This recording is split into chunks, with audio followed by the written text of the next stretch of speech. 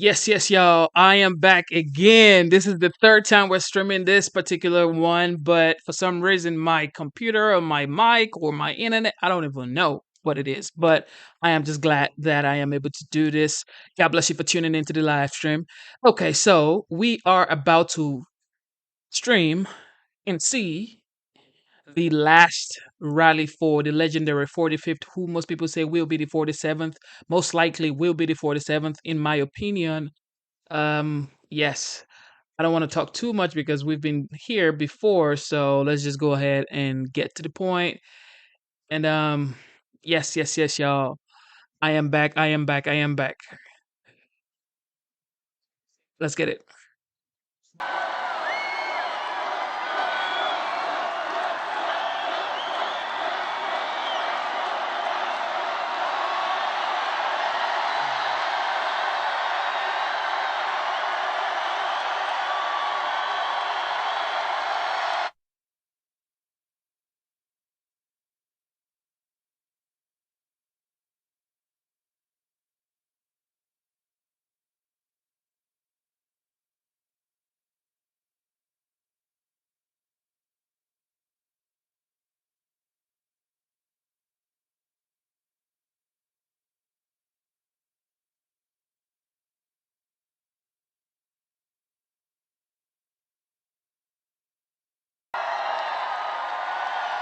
Thank you very much. This is unbelievable. It's unbelievable. Think of it. This is it. This is the last one that we're going to have to do.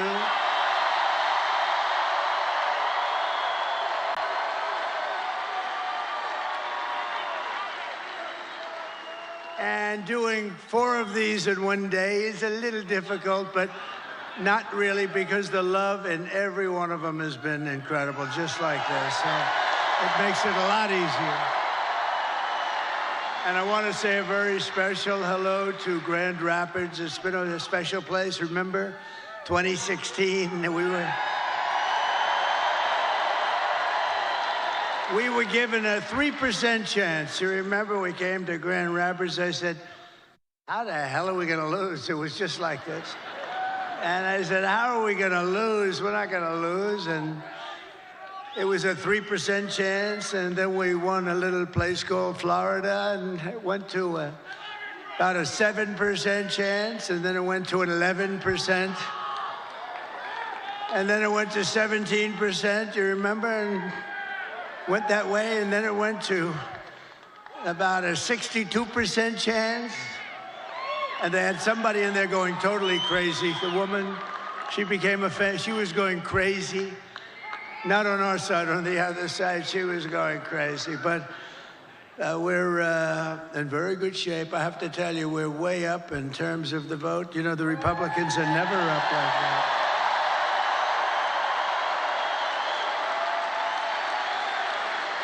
And I don't want to talk too much about it, because I really want you to just assume that it's sort of even, and you're going to turn out tomorrow, and we're going to blow this thing away, because, you know, we're leading going in by hundreds of thousands of votes, but just pretend we're tied or losing by a little bit, because we want to put on a display tomorrow of unity and everything. The progress that this party has made is incredible. It's very inclusive. It's inclusive of everybody, including our great mayor right back there. That is our great mayor, and who came through for us. But I want to thank everybody, and a very special hello to Michigan. We're going to do some great things from Michigan. We're going to do great things from Michigan.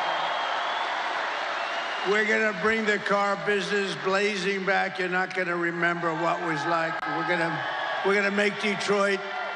We're going to make Detroit greater than it ever was. You know, I've been hearing about Detroit for a long time.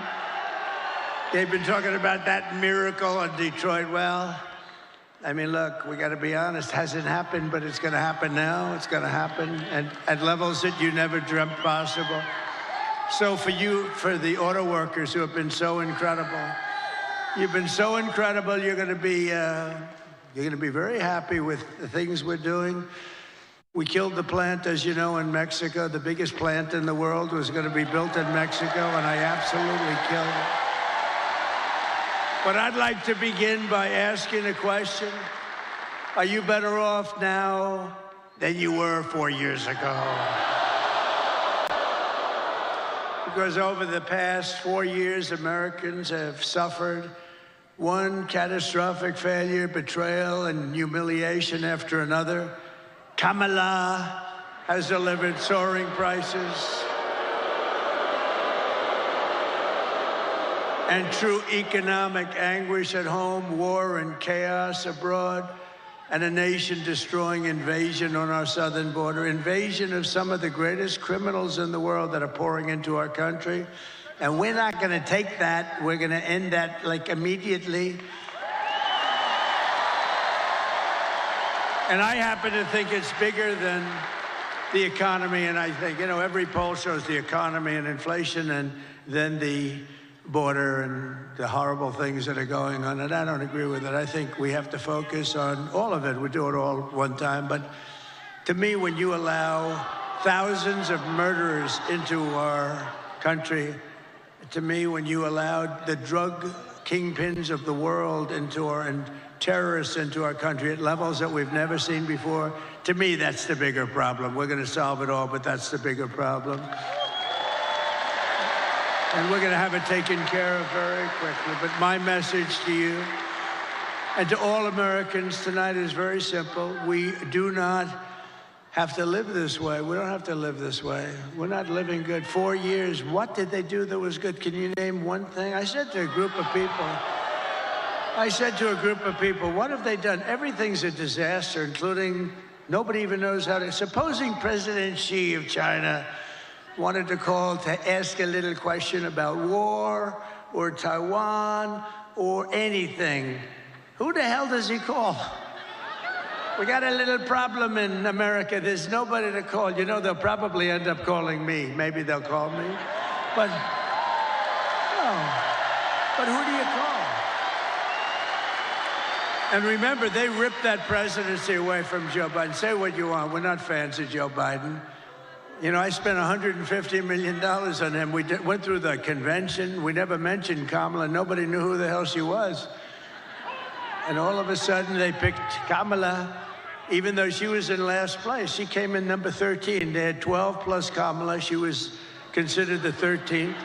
But then they wanted to be politically correct, so they picked Kamala. And they called her Harris. And nobody knew who Harris was. Like, call Harris. Who's Harris? Weird. You know, it's a very nice name, but it's a strange name because nobody knows who she is as Harris. So we have to call her Kamala. But she was the least popular. She got no votes. She lost in the primaries to Joe Biden and everybody else. She was the first one out. She quit. The first one, 22 people. She left. She never made it to the great state of Iowa. Never made it. And now we're running against her. But she's been exposed. You know, she's been exposed. She's a radical left lunatic who destroyed San Francisco. But we don't have to settle for weakness and incompetence and decline and decay. That's a nice word, decay. That's what's happened. That's a nice word, decay. Can you imagine? And nobody will question it because it's true. With your vote tomorrow, we can fix every single problem our country faces and lead America, indeed the world, to new heights of glory. But indeed, think of that statement, how beautiful that is. New heights of glory, that's what's going to happen. When we win the election and we're really, well, look, the ball's in our hand. All we have to do is get out the vote tomorrow. You get out the vote, they can't do anything about it, we win.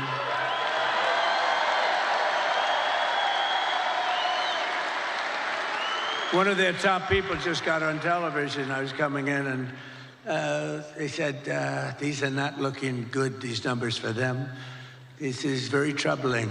At least he was honest.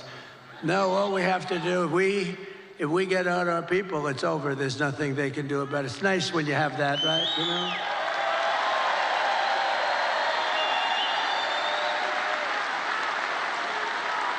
In other words, to make you feel a little guilty, we would only have you to blame. But we put ourselves in an unusual position. Never happened where we're leading by hundreds of thousands of votes in the early stage vote.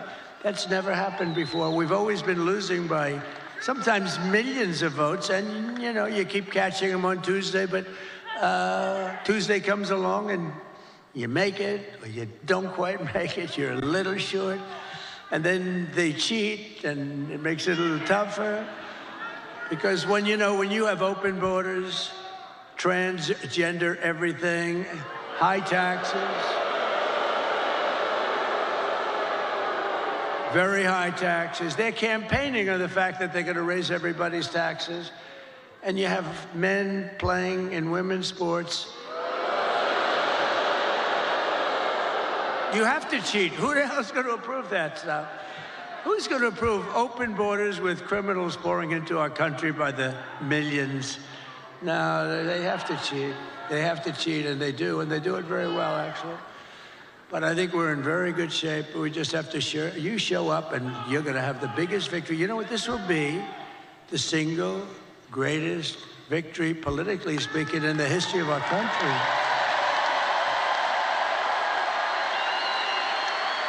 And when we win the election, only one day from now, do you know how that sounds?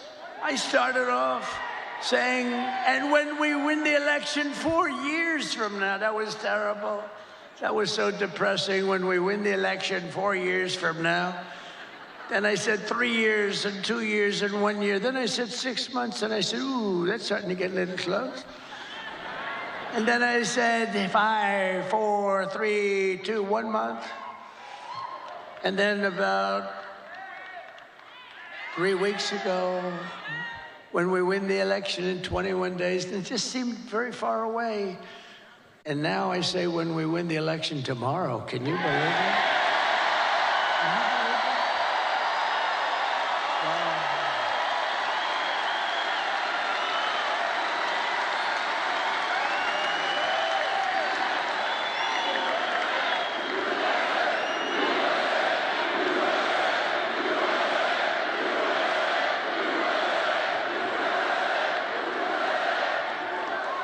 And what we've done, this is a sad occasion in certain ways, because I think we did like 930 rallies from the very beginning. That's a lot of rallies. And remember, if you make one slip up, and I'm a person, as you probably noticed, I have this beautiful speech. I haven't really even gotten to it yet. One of these moments, I'll start giving you some beautiful things to listen to, and honestly, some terrible things to listen to. Terrible. What's happened, what they've done to our country is horrible. Horrible. And by the way, don't you like a president that doesn't need to use a teleprompter? Isn't there something refreshing?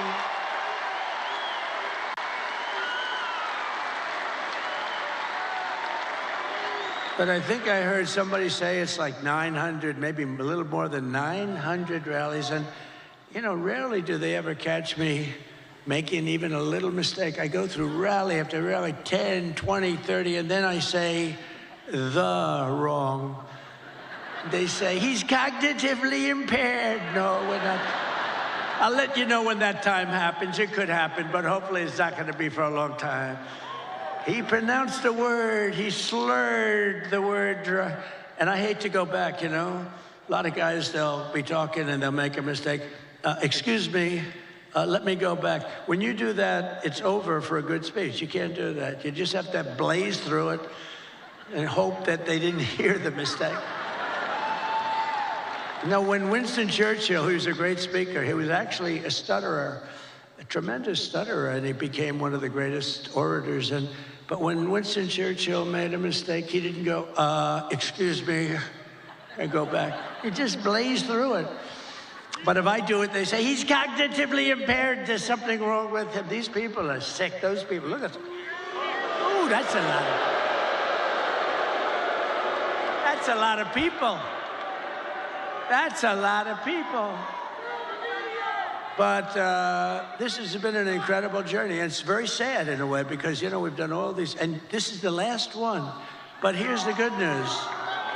All we were doing is putting ourselves in a position to win, which we can do tomorrow very easily if we show up.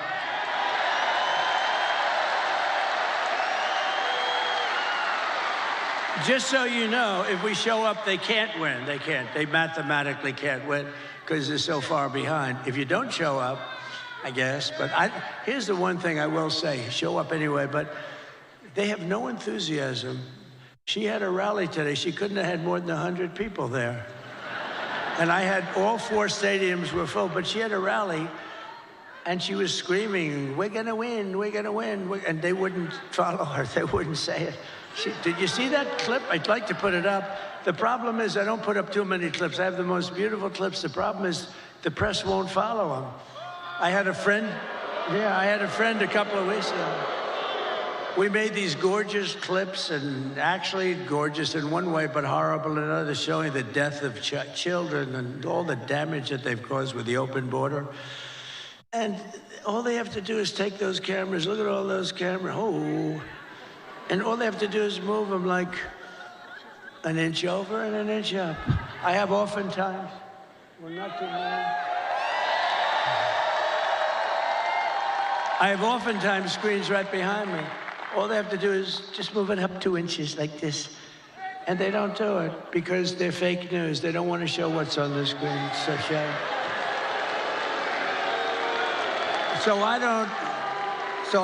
I'm having a modestly good hair day. Look at that, look. Modestly good. Not the best. I'm not thrilled, but it is what it is. No, it's great. But what I do see behind me are beautiful people, great workers, people that are proud and they love our country. That's what I really see. Nice, beautiful. So it puts us, assuming we can win tomorrow, which I think we should be able to do pretty easily. It's in our hands, right? It's in our hands. It's totally in our hands. Oh, it's today. Oh, it's today. Oh.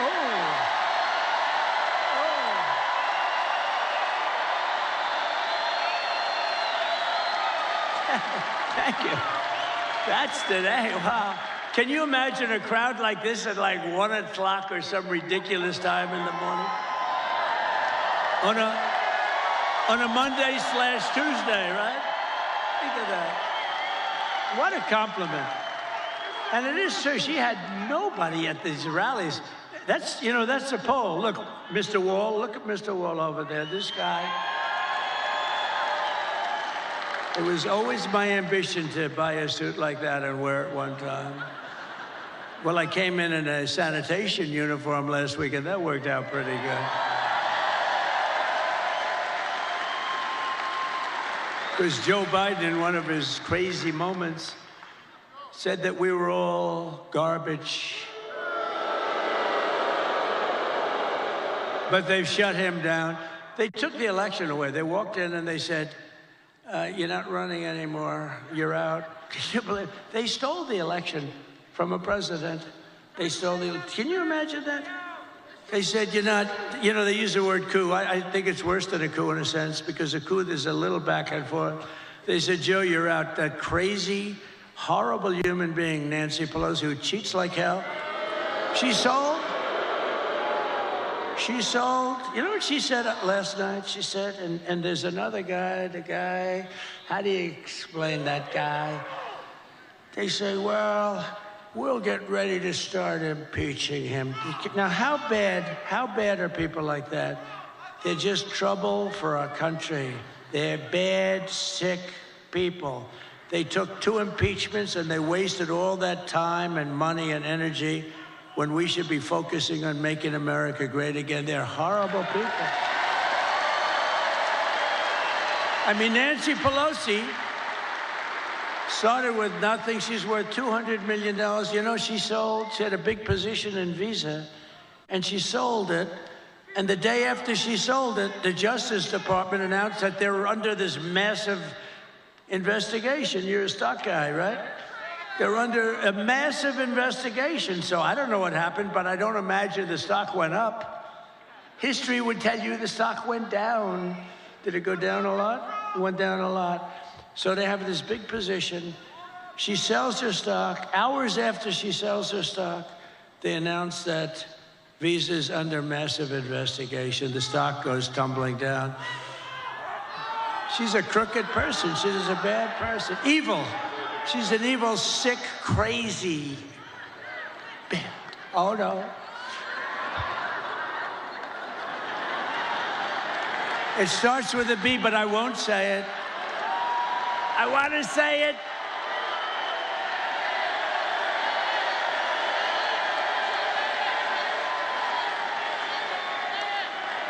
I want to say it, but Franklin Graham said, "Sir, I love your speaking ability and I love your storytelling, but honestly, it would be even better if you wouldn't use foul language." And I don't use much, every once in a while. And it's never a real bad word. It's, it's like never bad.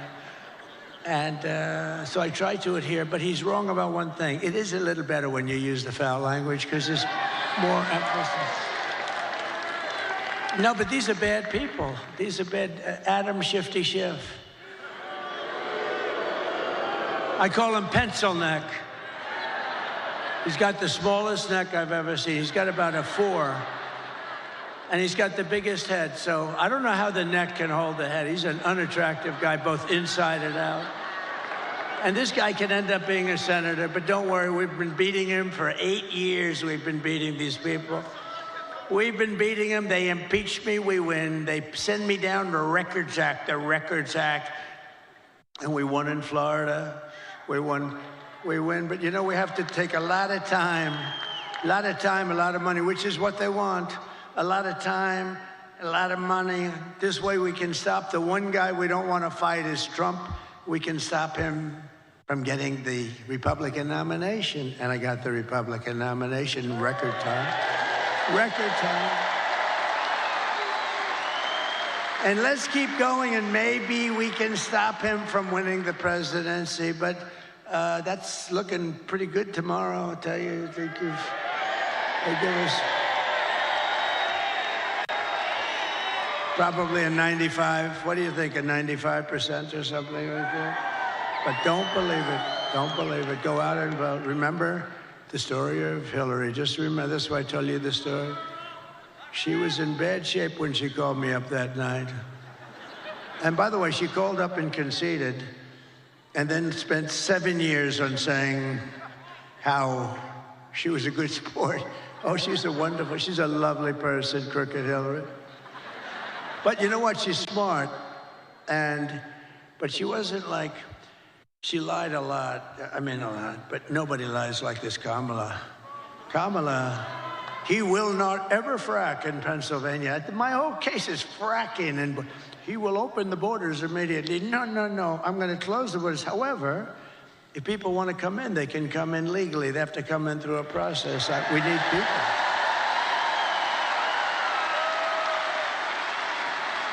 But Kamala is, this is known. She's a very low IQ person. And we don't need a low IQ individual. We've had that for 4 years. And our country's going down the drain.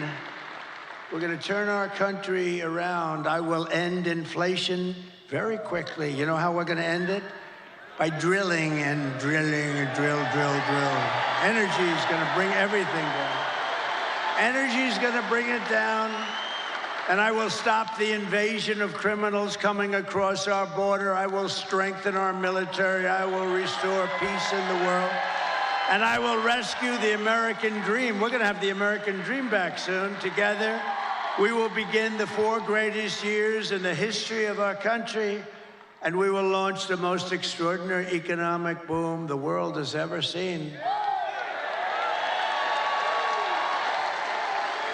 If you vote for Lion Kamala, you will have 4 more years of misery, failure, and disaster our country may never recover from. I don't believe that our country can take any more of this without just gone. I don't believe it can take any more. It's going to be Can't take this. This is abnormal abuse. Abnormal abuse. And I heard somebody said the wall. I built 571 miles of wall, which is much more than I said I was going to build. And you know, it really worked. Walls work. Two things work. What are the two things? Walls and wheel. They're the only two things that never get obsolete, right? Walls and wheels. A wall and a wheel. It's always going to be around. Other things, they have the beautiful computers. You know, you buy a computer. Oh, this is the greatest. 2 weeks later, it's obsolete. That goes on. I don't know how people do it. We have the king of computers. We have the king of everything endorsed me, Elon Musk.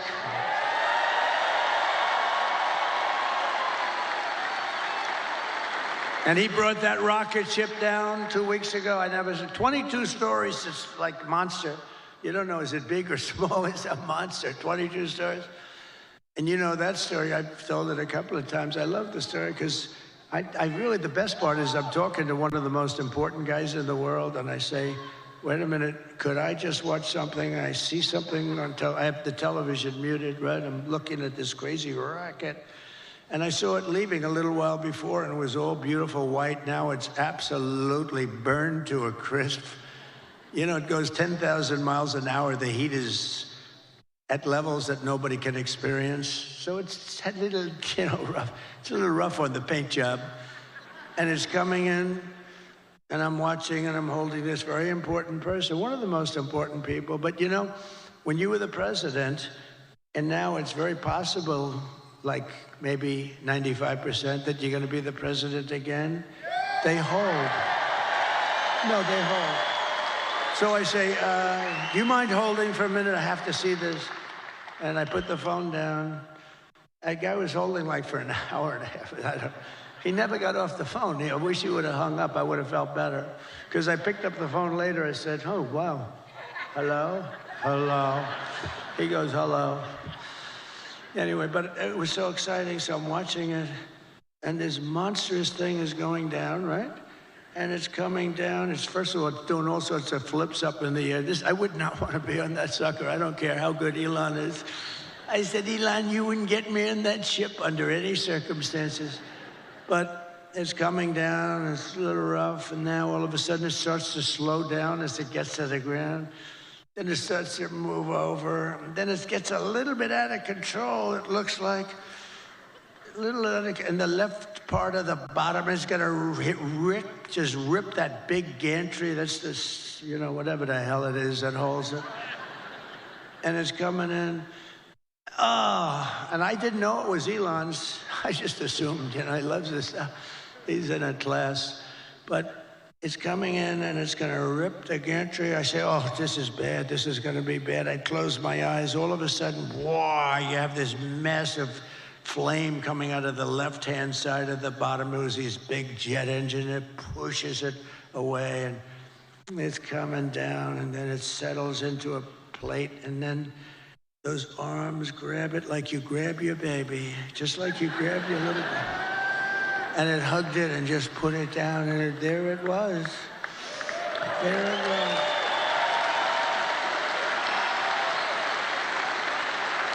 And I called Elon. I said, was that you? He said, yes. And he said, and by the way, he said this, and by the way, this is something I'd never said because I didn't even think of it before when I told this story. He said, and by the way, I'm heading up to Pennsylvania to campaign for you. That was 2 weeks ago. He's still there. Can you believe it? Because he considers the election more important than rockets, more important than anything. He helped us out a lot in North Carolina and parts of Georgia where they desperately needed the Starlink. I had no idea what Starlink. They called me up. They called me up in Georgia. Elon's incredible. He has Starlink. He's got everything has to do with stars and stuff. Very complex stuff. No, he's amazing. But, sir, I know that you know Elon Musk because I read your endorsement. You know, he says it's the most important endorsement he'll ever make. It was such a nice thing, and he said he wants to help. And I didn't know he was going to help to this extent. He went up. He won the big case today, too. He won the case. Huh? Because I don't know, he did something that I don't know what he was doing, but he did something with lotteries, and he's in a different. He's amazing. He's gonna do lotteries and this and that and make your life fun, and he's having a good time. He usually is in a lab, and he's happy there. All of a sudden, he's escaped the lab, and now he's out, and the public adores him. He's a great guy. The public absolutely adores him. But the man from North Carolina, great guy. North Carolina was hit so hard with the water. The hurricane was essentially a massive pile of water. It was a big water hurricane, the biggest we've ever had. And they were so flooded. Areas that had never virtually seen water would turn out to be lakes. They ripped houses, trees. Everything was ripped down by the power of the tides that were going back and forth. It was terrible. And this man said, if you could ask him for help with Starlink, we cannot get it. It's very hard to get. And I called Elon, and he got it immediately for them. He got it so much that he had it there immediately, so much that they couldn't even believe it. He said, this has saved a lot of lives. They had no communication in North Carolina, which, by the way, we're leading. In fact, somebody said, they picked up stakes. There's no more ads. There's no more. That's usually a good sign. That's usually a sign that they're not going to win. But one of the reasons they're not going to win is because FEMA did such a bad job. So FEMA, we had a great FEMA. We did good. But they spent most of their money, as you know, on illegal migrants coming in. They spent so much money that they didn't have the money to take care of the people from North Carolina. But we will be there on January 20th, because on January 20th, that's when you assume it. But they pulled up stakes. Historically, when you pull up stakes and stop advertising and leave, historically, you're in pretty good shape in this state. Is that correct politically? Because I haven't done this as long as some of the as well and as long as, well, I think I've done it better, actually, because I ended up being president, so but some of our great politicians have done this for a lot longer than me. So let me ask you, all of these senators, when you pull up stakes and leave, historically, Doug Burgum was so incredible. He really is, isn't he? Is he a class act? His wife is much better. She blows him away, right? Catherine is much better. But, Doug, when you pull up stakes and you stop advertising, doesn't that generally mean that it's over, right? It's over. Doug is cautious. He doesn't want to, he thinks it's a trick question. No, it means it's over. And I think it's over in a lot of places. I think we're going to see some incredible stuff tomorrow. But it won't matter. It won't matter.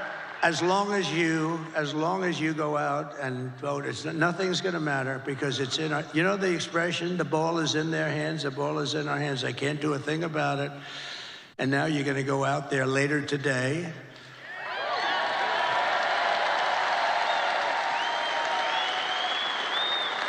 And you're going to show us something. And vote for me, and I will deliver rising wages, soaring incomes, and a colossal surge of jobs. We're going to use things. What's the most beautiful word in the dictionary? We're going to create wealth, opportunity for Americans of every race, religion, color, and creed. But I have to tell you one quick story, because I'm so proud. They're going to build this great big plant. They're building it. They're going to build it. China's going to build a plant, and it's going to destroy Michigan, destroy it, destroy Detroit. Everyone's going to move out. And I heard about it through a friend of mine that builds plants. That's what he does. He builds plants. He builds them better than anybody. John, let's just call him John. And he was sitting there, and I was at the Economic Club of Detroit a couple of weeks ago. But I told John a year ago, I want to see a plant. And he said, well, I'll have to take you to Mexico. I said, I don't want to see a plant. I want to see a plant here. I want a big one. He said, we don't really do too many big ones in the United States anymore. I said, what is that all about, Mexico? He said, well, China's building some of the biggest plants anywhere in the world. They're building them in Mexico. And I said, well, I'm not happy about that. I don't want to see the damn plant in Mexico. It wouldn't look right if I'm in Mexico looking at plants. Do we agree, sir? It wouldn't look right. And so he said, all right, look, I say, forget it. Then I thought about it, and I was making the speech in Detroit, and I said, a couple of weeks before, I said, if they want to build a plant in Mexico owned by China so that they can save all of the costs associated with bringing their cars and all of the things, I'm going to put 100% tariff on every single car coming out of that plant. And if that's not enough, I'll make it 200, 300, 500, 800. I don't give a damn what it is. And they're not going to have one car made in that plant that ever crosses that border, which is right next to them. Anyway, so I see John in the audience, and I gave them that notice a little before, and it was public. And I see him, and I send my people. I say, after I speak, make sure he comes back. I want to see him backstage. So I see John. I say, John, how's that big monster plant that's going to rip apart our country, but it's going to hurt South Carolina, Tennessee, and all the other places that do a lot of cars. It's going to hurt everybody. It's going to hurt the country. How is that plant doing? He said, sir, they've given it up because they think you're going to win, and they think you're going to tariff them, and they think they're going to lose their share. And sir, they've given up that plant. It's not going to be built anymore. So I saved Michigan, and I saved Detroit, and we're going to let them build that plant. But you know where we want them to build it? Right here, we want them to build it.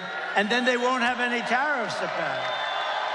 They won't have any tariffs, and they're going to use you to operate that big sucker, and they can build as big as they want with no tariffs. I said, let them know we'd love to have their investment. They're going to build it right here in Detroit, or at a minimum, they're going to build it someplace in the United States, and they won't have any problems. So that's a So I saved Detroit and Michigan a lot. That alone, and I did that without even being president. How about that? They said he's going to win. They told John, we think Trump is going to win, and he's not going to let us make anything, and he's going to do things that we don't know. This guy is crazy. Because, you know, I charged China hundreds of billions of dollars in taxes and tariffs. They paid us, not one other president. And you know, we're going to get along great with China. We're going to get along good. I want to get along with them. President Xi was great until COVID came. Then I wasn't so thrilled with him. But we did a great job in that. You know, we went back. Nobody knew what the hell it was. We did a great job. We get credit on our military. No wars. We did no wars. I had no wars. Remember when crooked Hillary Clinton? Remember when crooked Hillary was screaming during a debate, he's going to charge wars, he's going to have wars, he's going to prosecute wars all over the place. Look at him, he's a very volatile person. I'm actually not. I'm a very calm person. She's the one that's volatile. But he's a very volatile person. He'll start. No, I stopped the wars with my being volatile. Nobody had a war. We didn't have any wars, except that we finished a war that we had. We beat ISIS. 100% of the ISIS caliphate was taken down. And it was done in a matter of weeks. When our stupid generals, our terrible generals, that, you know, the guys up top, like Milley, like Kelly, real losers. Kelly was dumb as a rock. I'll never do that again. I let people, I say, give me a letter of resignation. Yes, sir, I'd like to say. They said, just give me. You know, Biden never fired anybody. That's why he never had a bad book written about him. No, and also, number two, nobody cared. When I fire somebody, every major publisher in the world, will you say something bad? I had one person who was so complimentary, sir, you're the greatest president that ever lived, blah, blah, blah. And she gets a show, but they only want to hire her if she's, I have all these letters, there's never been a better president. She goes in the show, I didn't like him, he was terrible. What a terrible human being. These people are sick, but you know what? All we can do is keep winning. That's all. Win, win, win. But a vote for Trump means your groceries, such a word I hear all the time, because I do like to mix it up with people, more so than my consultants. I think the people are much smarter than my consultants. My consultants are good, but I get much better. Like, people say groceries, right? I haven't used that. You know, such a sort of an old term. They say my groceries are so much more. I haven't, you know, the term is just like an old term. And it's a beautiful, but They say about my groceries were so expensive, they'll be cheaper. Your paychecks will be higher. Your streets will be safer and cleaner. Your communities will be richer. And your future as an American will be much better than it ever has been when I get in. Because this will be the golden age of America. And that's what I'm calling it. I'm telling the press. I hope you put it in. Isn't that a beautiful phrase? The golden age. I like to brand things like I brand Pocahontas, and I do a lot of branding. I'm one of the greatest branders in the world. A lot of them were Republicans, but they're all now friends of mine, so I can't talk. Some of my greatest branding was on the Republicans during the primaries, but they're all friends of mine. Most of them, some of them, yeah, most of them are. Most of them are, but I don't talk about that. Once the battle is over, I take those words, I put them away permanently in some cases. On occasion, I'll bring them back out. But just a few months ago, in a beautiful field in Pennsylvania, an assassin tried to stop our great movement, greatest movement in history. But that brush with death did not stop us by any means. It only made us more determined to finish the job that we had only just started.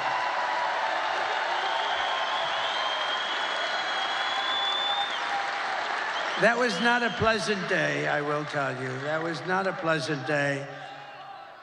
But many people say that God saved me in order to save America. Many people, I've seen it so many times. And with your help, we will fulfill that extraordinary mission together. We're going to fill it together. We are going to fulfill it together. It's a beautiful expression, and, I think it might be true. I have sons that are here right now, Don and Eric, and they're great people. But they're really great shooters. They're like top-of-the-line shooters. They know so much about it. They say it was almost impossible for somebody, a miracle. It was a miracle. That's the miracle right up there, right? But I didn't realize that. But from the distance that they say it was a miracle. Well, if I didn't turn to the right to look at that beautiful graph that we had up having to do with illegal immigration. So illegal immigration saved me, can you imagine? And speaking of that graph, let me see that graph. I love it so much. I love it. I love it. I hug it and kiss it every night. I take it to bed with me. My wife thinks I'm crazy. I bring it to bed with me. Look, if I don't put that up, and it's never there, it's always there or there, but usually it's on the left. So if I look to the left, I'm gone. If I looked over there, but it's like, something happened. Something happened. Something up there happened. No, but think of it. So I said, just like I did right now. The shooter's right there, right exactly 90 degrees. That crazy guy, right there. And I said, let me see the graph. I said, what the hell was that? But if I didn't turn, it goes a little, it's not good. You don't want to see that. So it was a miracle or a gift from God, maybe. Amazing. And when Don and Eric, who are really great shooters, they heard that, and then they heard the gun, they know exactly the gun, the AR-15. It's supposed to be very accurate and all that stuff. And this guy wasn't, he was at the range all the time shooting. He was supposed to be a good shooter. They said a bad shooter would hit it almost every time, a bad shooter. Don said it's the equivalent of sinking a 1-foot putt. That he put it in golf terms. I said, that's not good. Because for those that don't play golf, it's almost impossible to miss a 1-foot putt. And so it's amazing. So they were shaken up. They couldn't believe it. They actually said God did that because they didn't believe that they could. Now, it wasn't a miss. I mean, it ripped the hell out of it. But But I consider that a miss.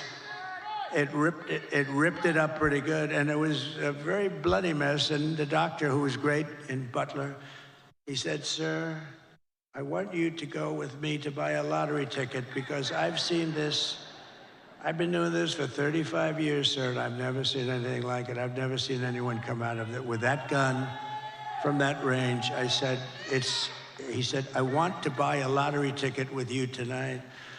And I said, "Well, doctor, you know, let's not do that. Let's see if we can get this sucker stop bleeding." But he told me the ear is the bloodiest part. You get hit in the ear, something to do with cartilage. It's so they thought I was hit all over. I said I wasn't hit all over because I was down, and I wasn't hit all over. I said I was hit in the ear. Now get me up, get me up.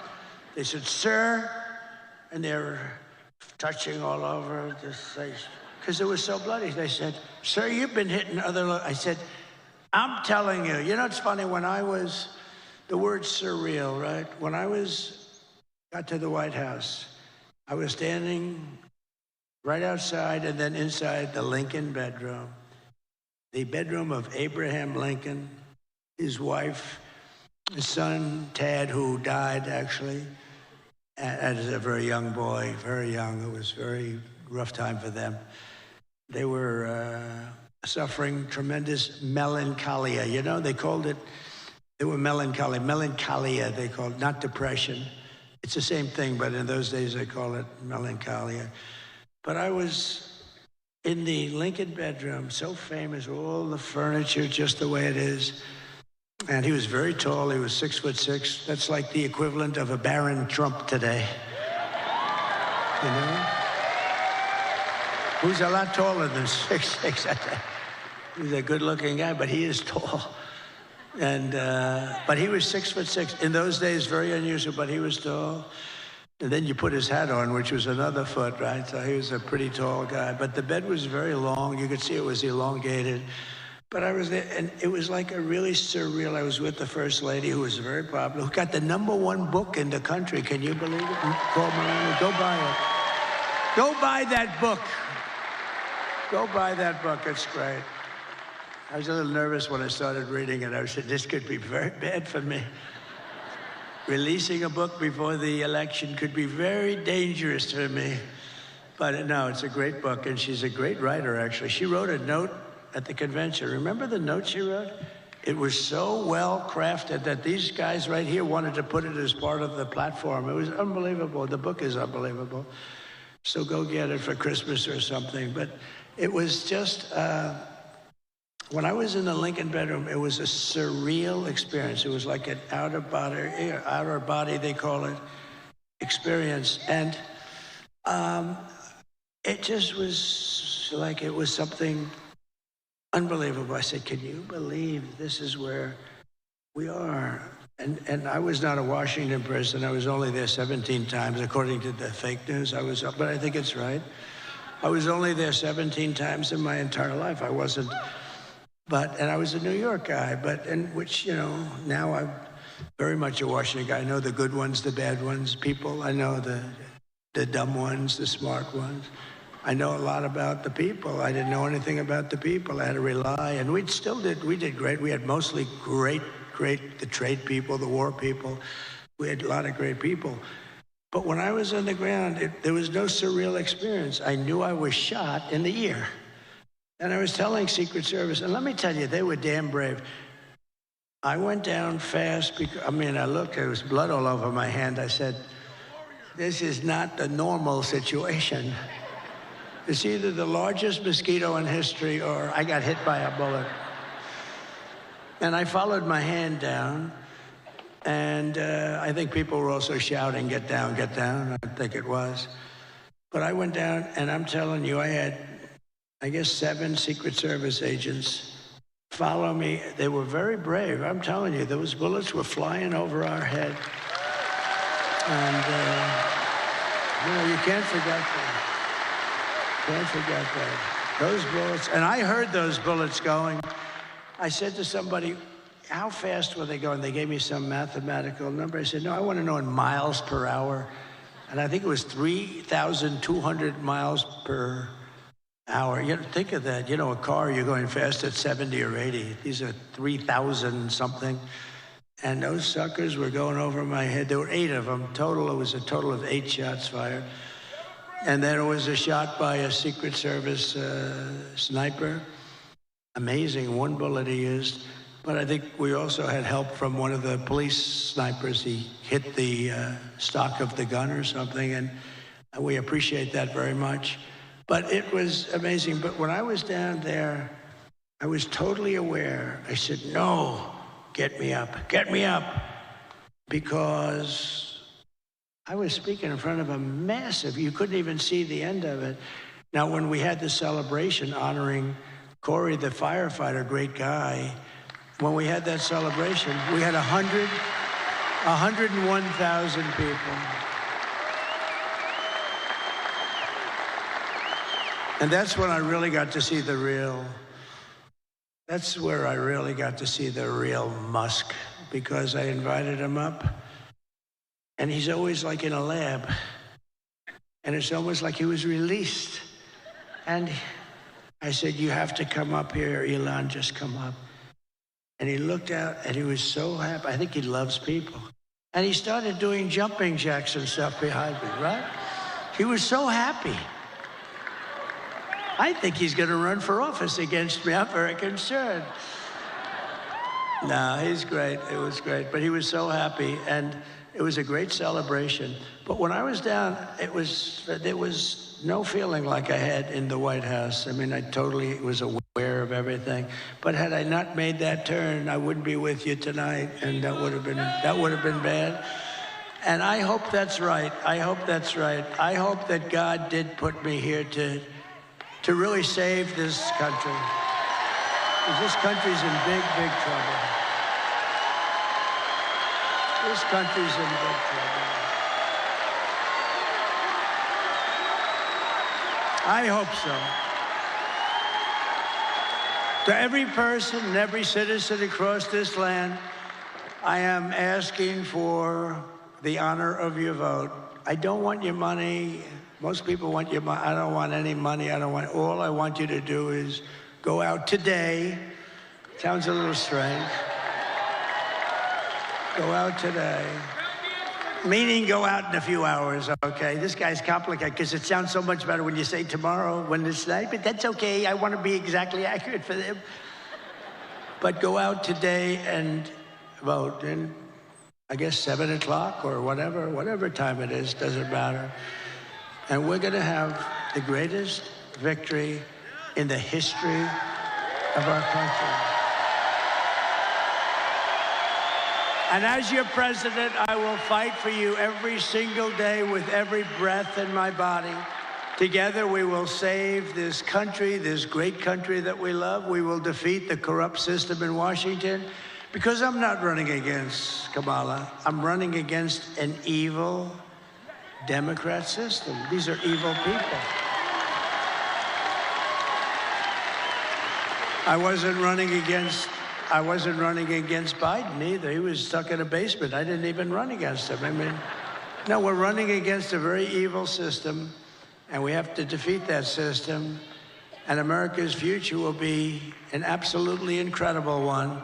As we stand on the brink of rescuing our country, I want to take a moment to thank the millions of hardworking men and women who are the heart and soul of this, the greatest movement of all time.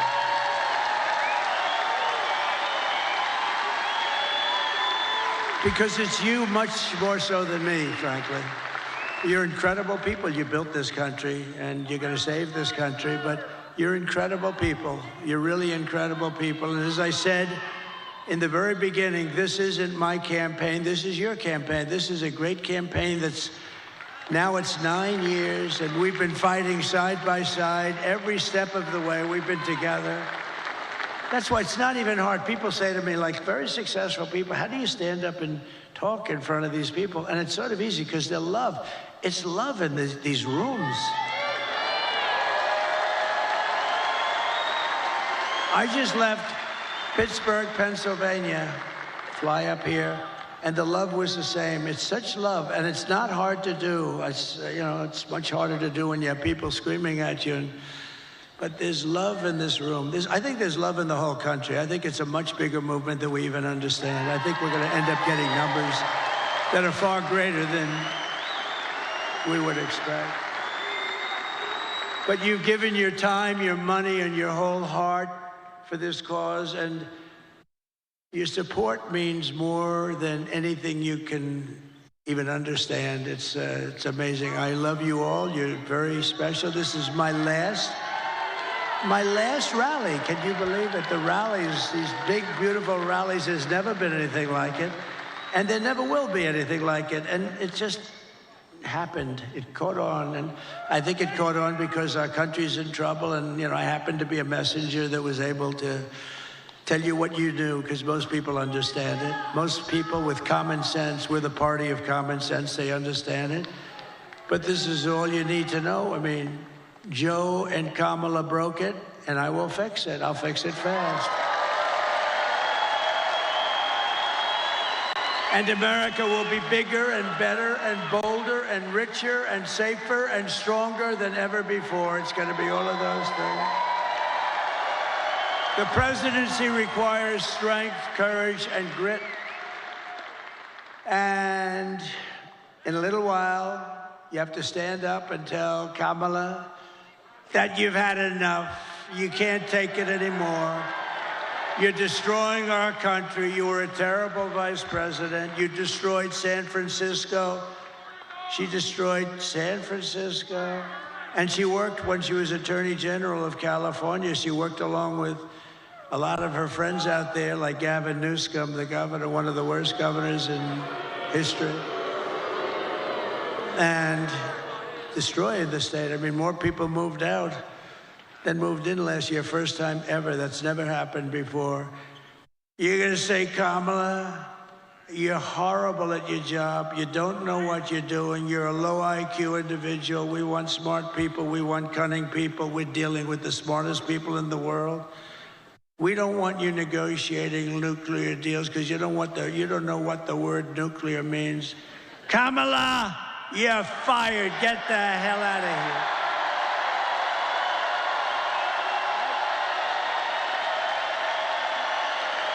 You're fired. Get the hell out of here. You want to ruin our country. If we win Michigan, we win the whole thing, the whole thing. Over the past 4 years, Kamala has orchestrated the most egregious betrayal that any leader in American history has ever inflicted on our people. She was given the authority to run the border by Sleepy Joe because he wanted to go to bed and he wanted to sleep. He had only one thing he wanted to do, and that's sleep. So he made her the border czar. Now she's trying to deny it. By the way, the Border Patrol 2 weeks ago gave us the strongest endorsement you've ever heard. They said he's the greatest president in history and the best president on the border by a factor of 10. And I said to them, does that mean I'm better than Abraham Lincoln and George? What? Yes, sir, you're better than both of them. I had one problem. I had one of the guys that came up, and, they all, like 10 guys, they all made speeches. He's like 36. He said, sir, you're the greatest president in my lifetime. I said, I like the first guy better. I like Lincoln and Washington better than 36 years, right? But he meant well. But you know what? in terms of the border, what we did, we built all that wall. We built an extra 200 miles. They could have flipped it up in 3 weeks. You know that. It was all built. They sold it for scrap metal for 5 cents on the dollar, so much. And that's when I realized they actually want open borders. She has violated her oath, eradicated our sovereign border, and unleashed an army of gangs and criminal migrants from prisons and jails, insane asylums and mental institutions. And these people are all coming into our country. Are you okay down there? Is somebody hurt? Oh, is somebody hurt? Oh, I saw you looking on the floor. I thought somebody was hurt. Oh, okay. We don't want our people to be hurt, right? We don't want that.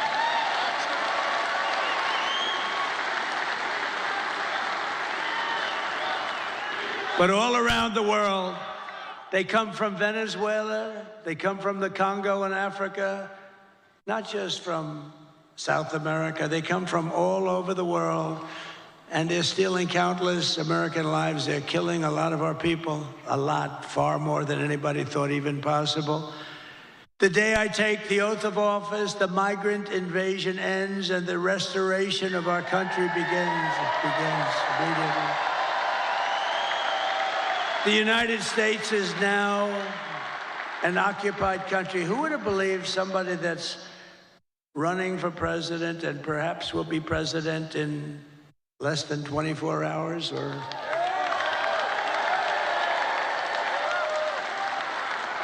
maybe it will take these machines that we pay so much for 2 weeks. Can you believe it?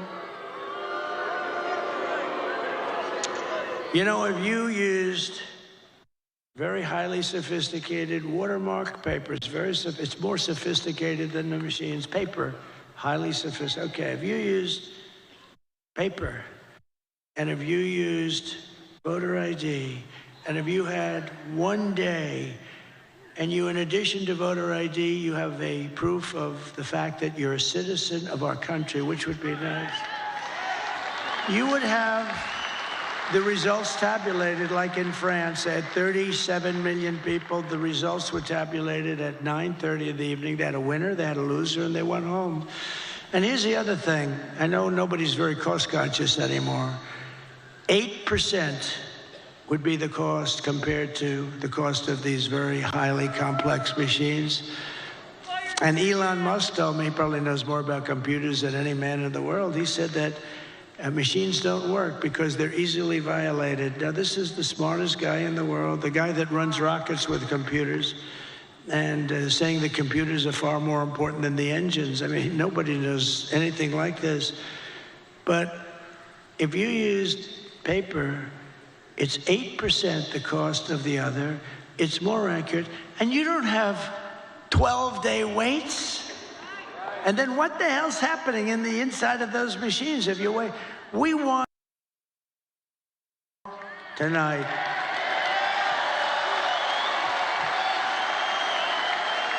We want the answer tonight.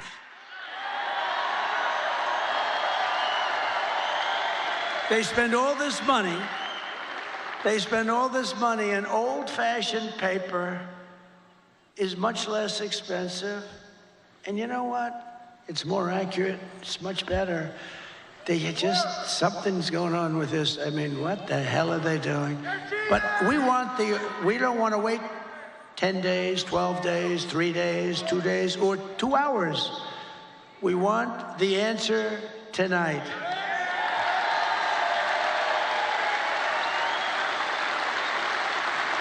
So we live in an occupied country, and I will tell you, we will be an occupied country no longer. This will take these young guys, these have military type equipment, highest grade, highest level, supreme military equipment. Where the hell did they get this stuff? They've taken over large parts of Colorado. They've taken over parts of numerous states, and a lot of people don't want to talk about it because they think it's going to destroy their city or town. They're all over the place. And when they're not, those people running those towns, when they're not, they're petrified. They don't want them coming in.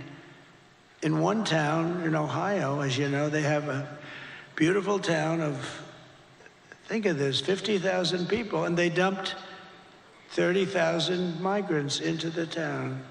So you have 50,000, now you have 30,000 migrants. Springfield, Ohio.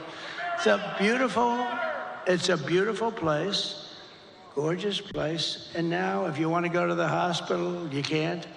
If you want to get a checkup, you can't. If you want to find a doctor, you can't. If you want to get your kid into school, you can't.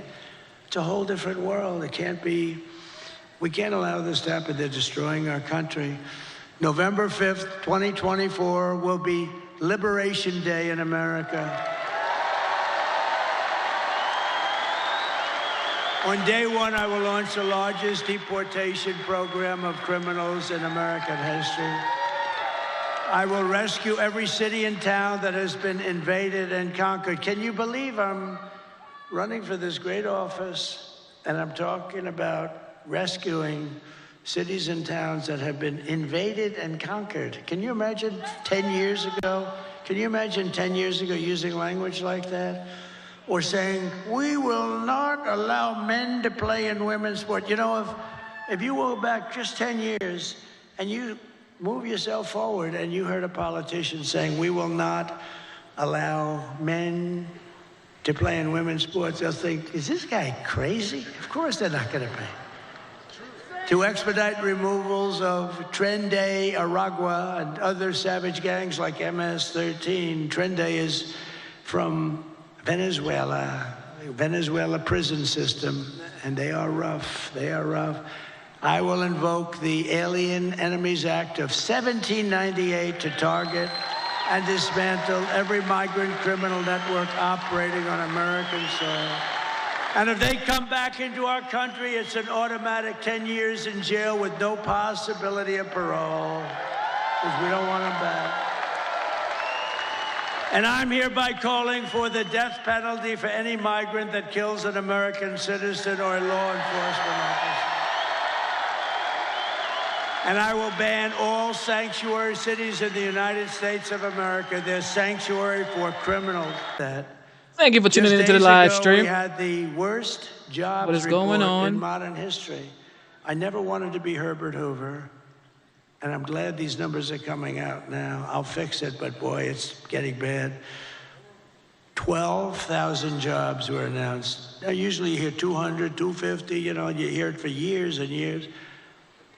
12,000 jobs. And then they became frauds. It was a fraud on the country because they made up numbers. 30,000 private sector jobs were killed in a single month, and nearly 100,000 manufacturing jobs have been wiped out since just the start of the year. You don't hear these numbers from the fake news. 150,000 Americans joined the unemployment rolls in October. 150,000. These are depression-type numbers. And nearly 250,000 people dropped out of the labor force. Just think, a few months ago, they fraudulently claimed 818,000 jobs were created, when in fact, there were none.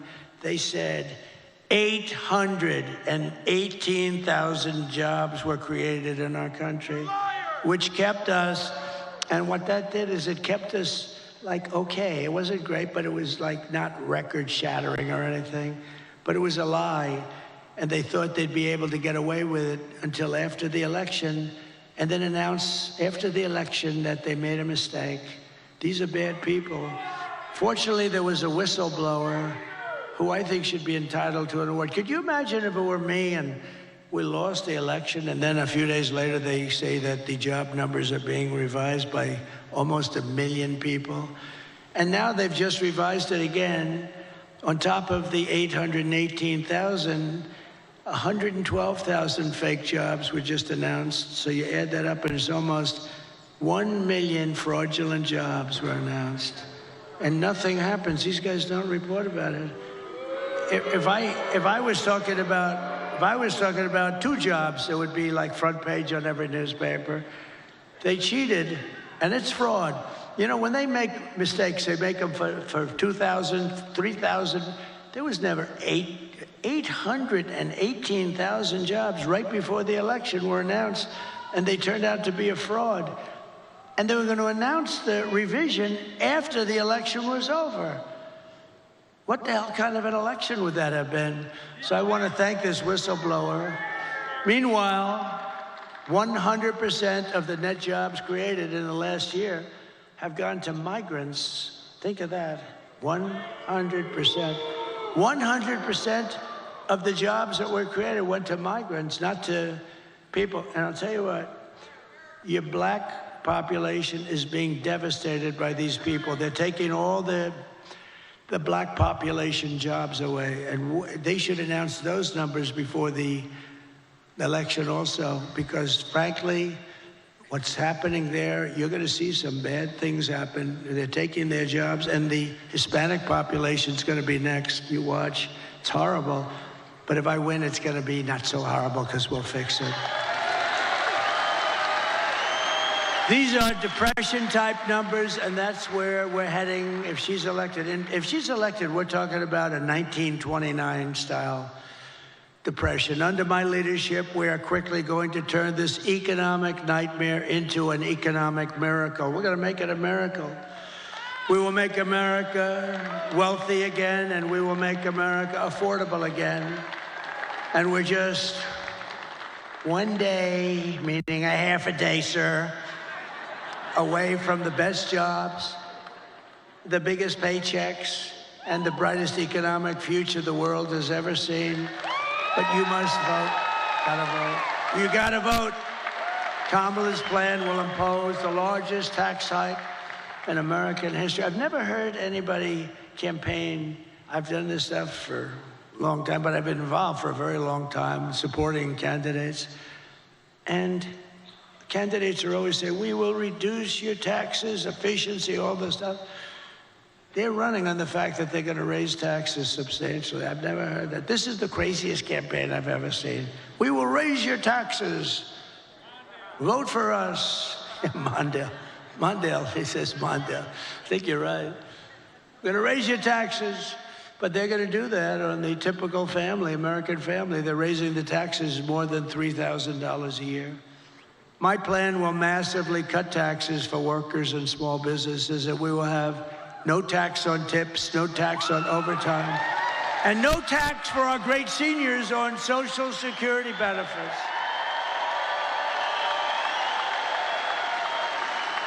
To rapidly reduce inflation, I will end Kamala's war on American energy, and we will drill, baby, drill. We're going to drill, baby, drill.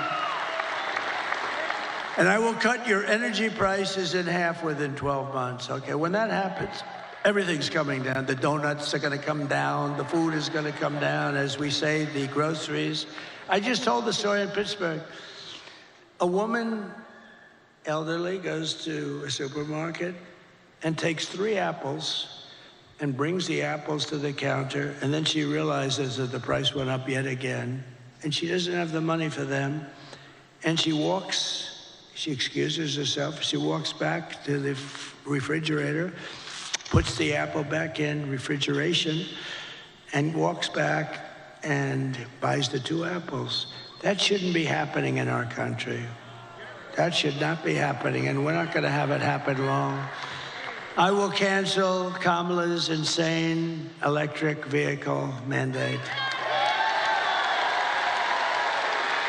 And I will make interest on car loans fully tax deductible. So how about that?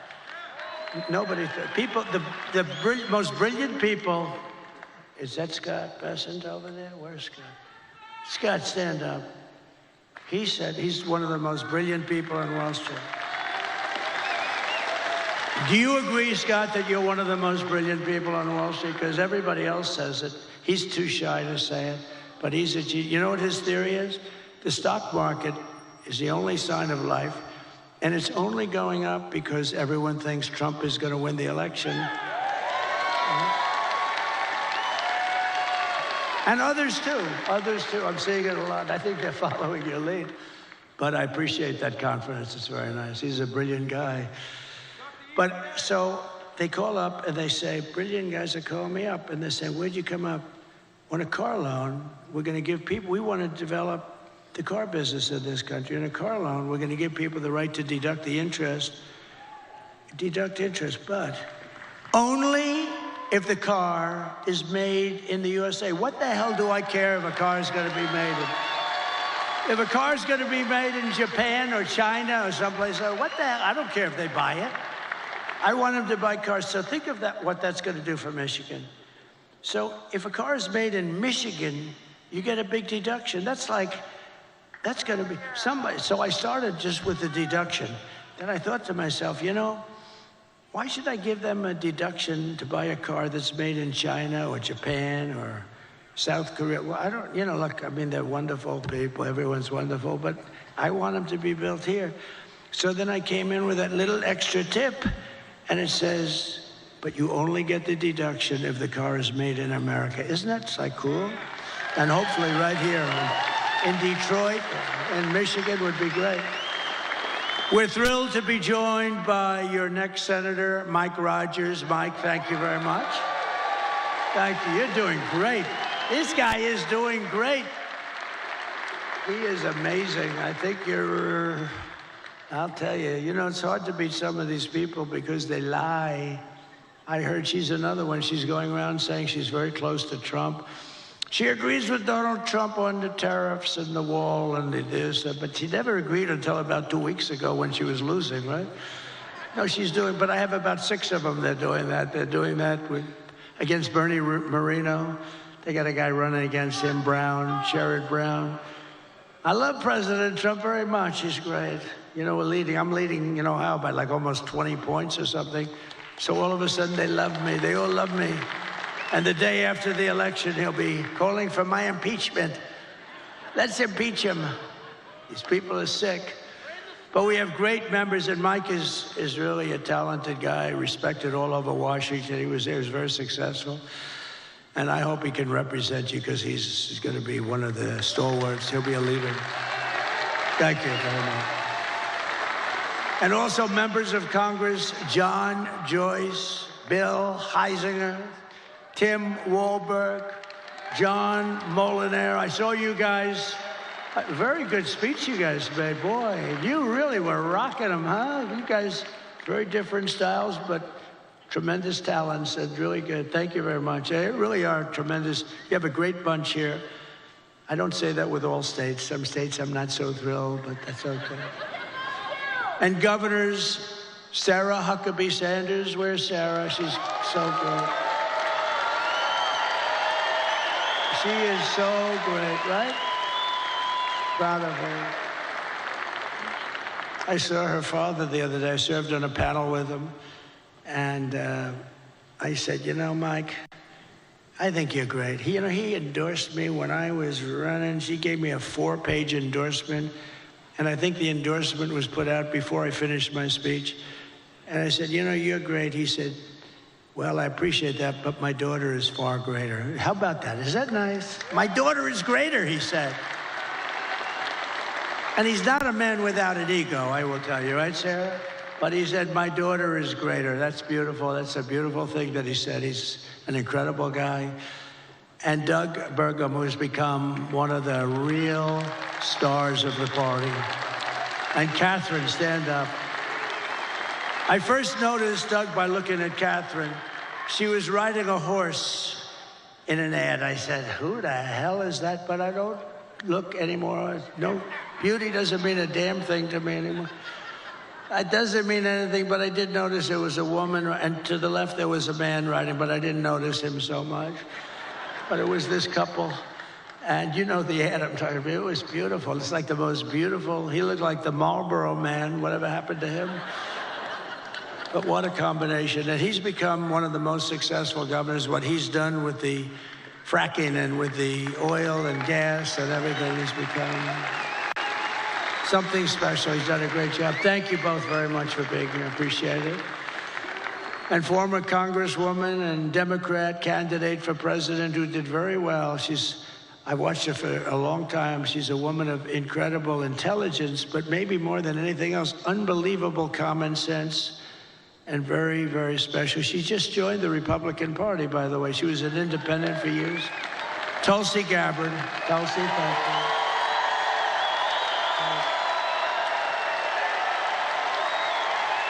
Great.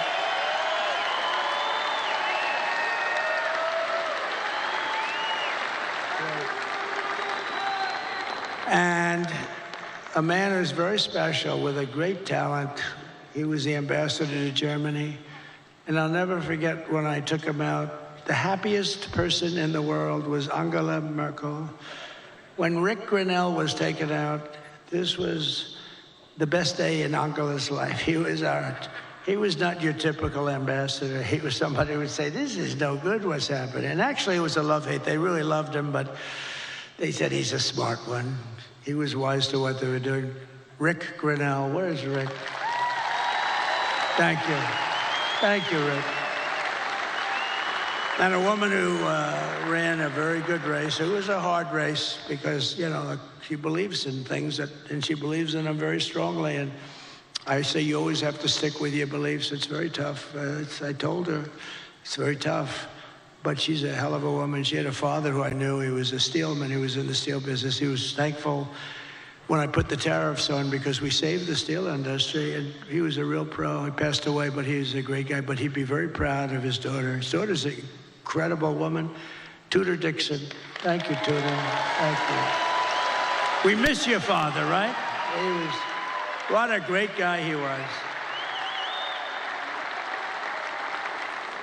And then we have a woman who drives extremely fast. She can drive a car and, you know, just very successful, won races, but she's very successful. It takes tremendous courage and strength and everything else. It takes everything. I think driving those cars at 220 and 240 miles an hour, boy, you got to be brave. Probably have to be a little bit crazy, Danica Patrick, right? You have to be a little crazy, right? But it's Danica. Such an honor to have you involved, Danica. Such an honor. She's so smart. We were talking about, I just can't believe it how I was asking her questions on the plane over about, how do you do it? How do you do it? Because, you know, they had me in one of these cars that start the race, and I'm sitting in the car, and we're going like 60 miles less than what you travel at. And I'm saying to the driver, you okay? He was okay. But it's an honor to have you involved. You're really special, really incredible athlete. She's an incredible athlete. And another person that was very honest and very talented and doing an incredible job, but she was extremely honest. And sometimes you can be honest and it doesn't work out, but it's actually worked out really well because she's doing phenomenally well, better than before. Sage Steele, thank you very much, sir.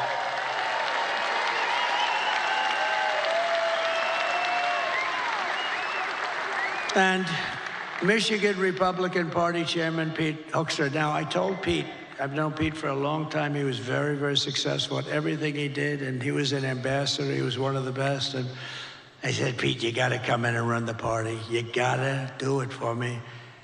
And it was not that easy. He has a lot of options, and he came in, and I mean, I think we're going to have a great result later.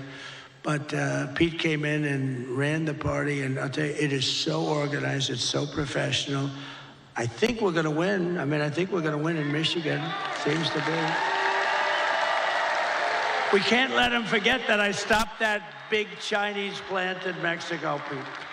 Put that on top. But no, that was the thing. Nobody else would do that. I did it without being president. They just said, but they know it's not going to be easy for them. They won't, they're going to, let's put it this way, if they build it, they're going to lose their ass, okay?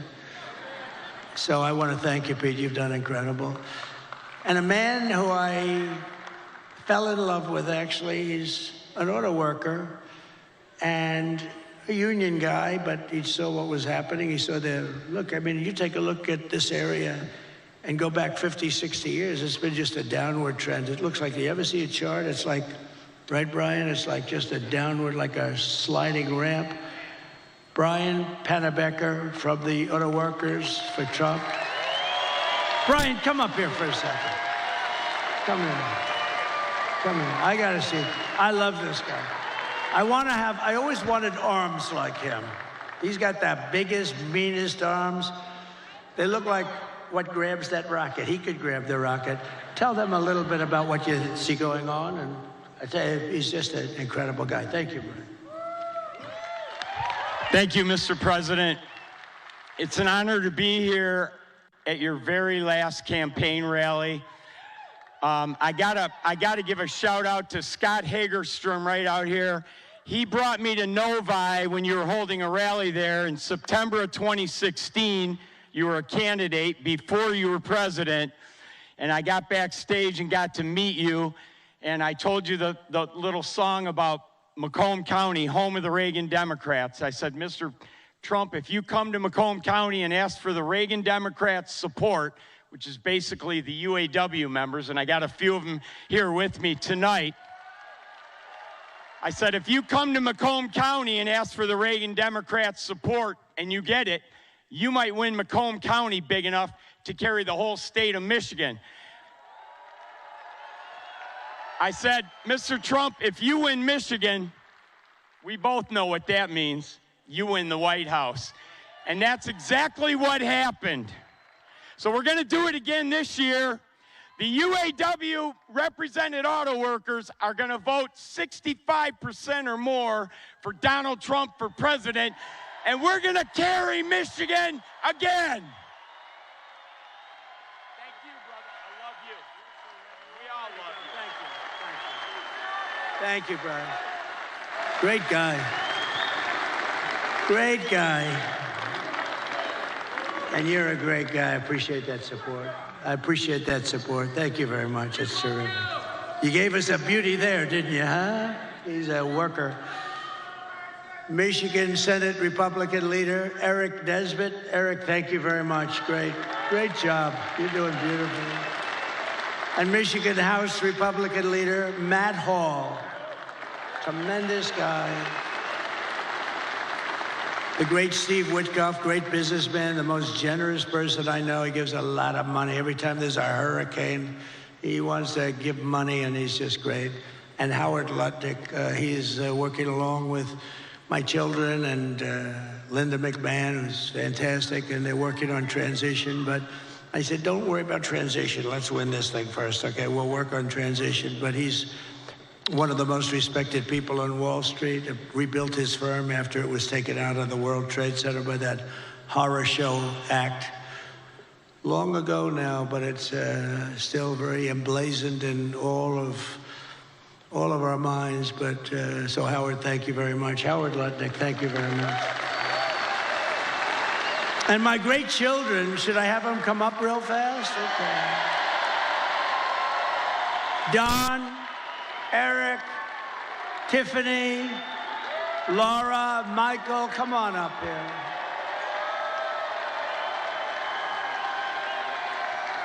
And we have Ivanka at home, sitting home, watching every second of it. And we have Barron, my beautiful boy, Barron. Barron, he knows more about computers than anybody. I closed up his computer. He said, Dad, I'll take it 2 minutes to figure that out. And all of a sudden, the damn thing opened up. I said, Barrett, you got to turn it off. Okay, watch. I turn it off. It's no way. I put a separate code in. He's operating his computer. He's operating it 2 minutes later. So this group here, they are so committed. They didn't have to do this. I guess we all didn't have to do it, but we have to because they want to see our country be so great and so strong and so respected again. When people they're laughing at our leaders. We have a guy can't walk, he can't find the stairways. Look, there's about 6 of them up. He finishes his speech, he can't find the stairways. And she's worse than him. You see what's going on. Did you see it tonight screaming, we're gonna win, we're gonna win, and she's screaming, and it's like 100 people going, what the hell is wrong with her? But these people are behind me. I love them, but they are really special. They're very talented people. And every one of them, they've been great. Maybe I'll ask Laura to start and say a couple of words. Could I do that? She's the chairman of the party, comes from North Carolina. I wanted her to run for the Senate. There was nobody could have beat her. But she said, you know, I have a great husband and I have beautiful kids, and I really want to focus on them for a little while because he's been working hard. And she would have been great. And I said, who do you like? And they said, Ted Budd. And I went to Ted. I said, Ted, do you like it? He said, but I'm not going to run if Laura runs.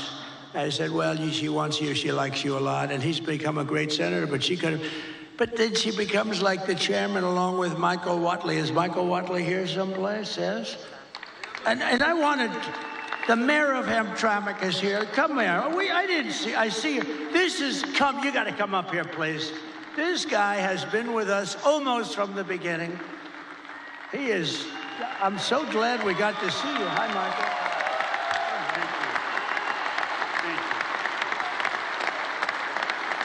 Come here.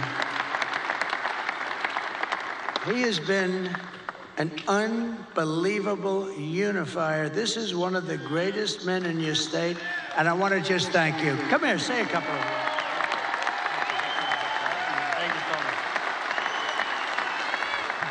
Well, good morning. It's another day. I spoke earlier before you came, and I told the crowd that tomorrow, or today actually, is going to be a historic day, and we shall celebrate a historic victory today.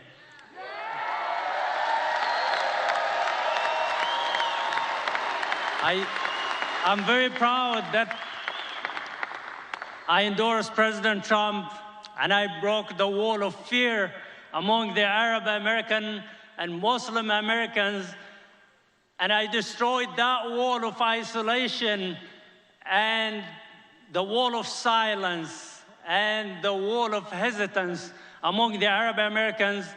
And now, today, we had a survey that was posted among the Arab Americans in the Metro Detroit, and it shows that President Trump is leading by 76%.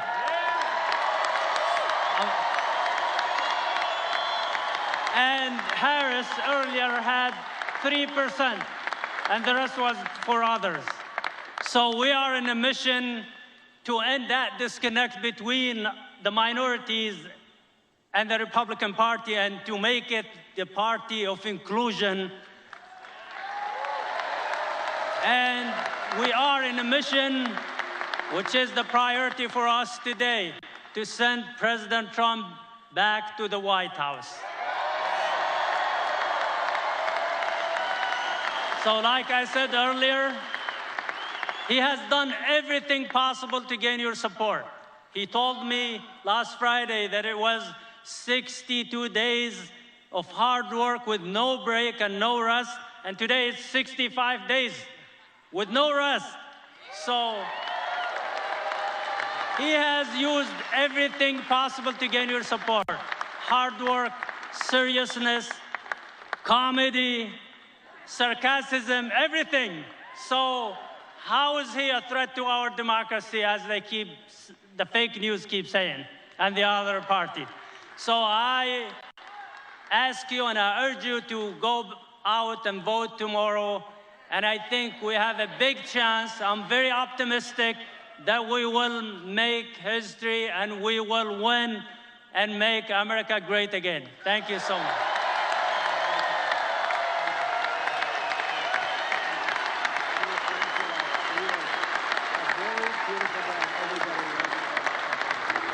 Good luck. Very optimistic. Great guy. He's a great man, and I'll tell you, you have hundreds of thousands of people that follow, and that could be a very big difference. The Democrats are not happy about this. This was supposed to be their vote, and they're not at all happy. But really a great young guy. He's a young guy, and wow, what a leader. So thank you very much. If we win this state, you're going to be very responsible for it, too, and I think we will. And tonight I did a thing a couple of weeks ago with a very smart guy and very special, and a very special talent. He's got the #1 podcast, they say, by like 4 times. Joe Rogan. And a lot of people thought they loved that. It was 3 hours. Oh, it was so terrible because I did it. And I said, Joe, I got a rally of this size waiting for me in a very far away place. I'm going to be very late, like 2.5 hours late. But we kept talking. It went 3 hours and 15 minutes or something. Then when I got up there, it was cold, a little bitter, and everybody waited. Nobody left. And I explained to him, look, Joe is the #1 guy. He kept me late. But I'm doing it because we have to win. And not one person was unhappy. We had a great time. And I said, we're going to devote a lot more time. It was pretty late at night. It was worse than this, okay? I can tell you.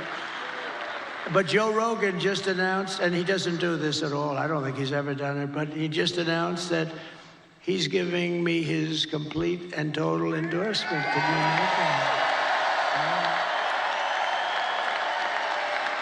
Wow. So, Laura, would you say a few words, please?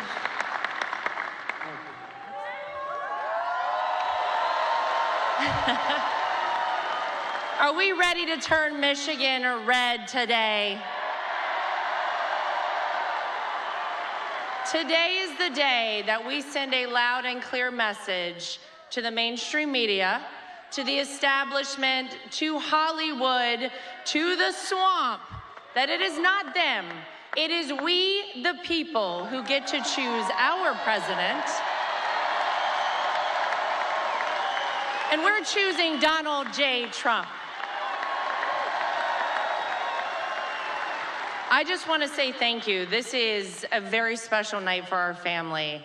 This has been almost a decade of doing this, and it has been my honor to be a part of this family, to be out speaking on behalf of a man who I love, not just because he's my father-in-law, but because he is going to save this country and going to save the world.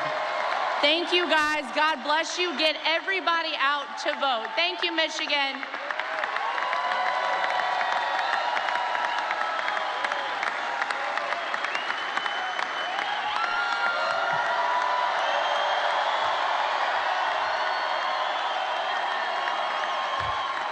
Thank you, guys. Today, when you wake up with not very much sleep, you gotta get to the polls. You gotta bring your friends and your families and your loved ones, and we have to make it too big to rig.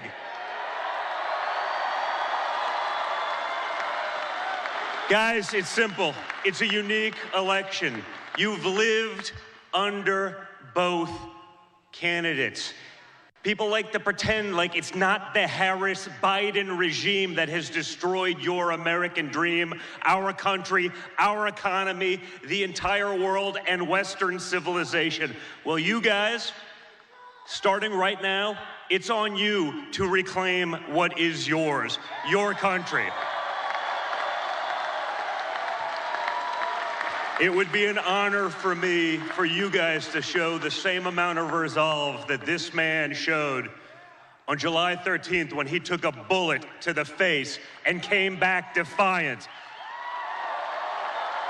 You guys take that attitude to the polls, to your text messages to your friends. If you've early voted, drive everyone you know to the polls. That resolve is what kept us at peace. That resolve is what made trade deals. That resolve's gonna save America, and it's gonna put America first again, once and for all. So guys, now it's up to you. You make our country proud like he makes us proud each and every day. Let's get it done, America. Let's get it done, Michigan. Let's go.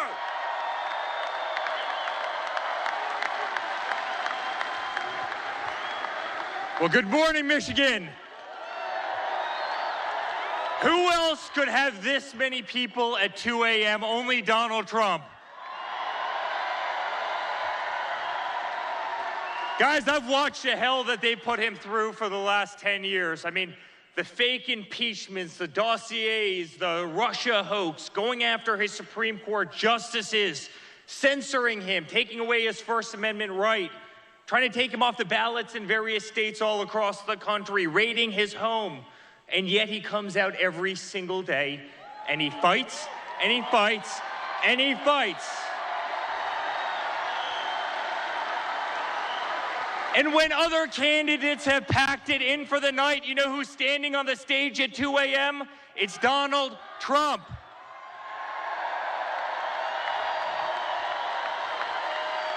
America, it's time for us to pick our fighter, and it's that man right there. And I can tell you, as a son, as a family, we have never been more proud of a person in our life. I have never been more proud to stand on a stage with somebody in my life. He's the most remarkable man I know. And I promise you, I will be on the stage till the end of earth with you because I truly believe in you.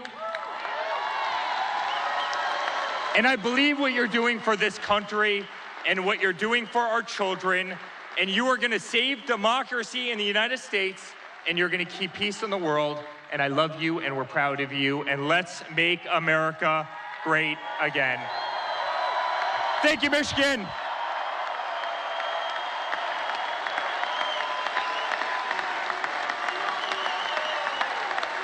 Hello. So my father has never stopped, and he will never stop working for you guys. So let's get out there, let's vote for prosperity, let's vote for the future that we want to have for our children and for our future generations. Thank you.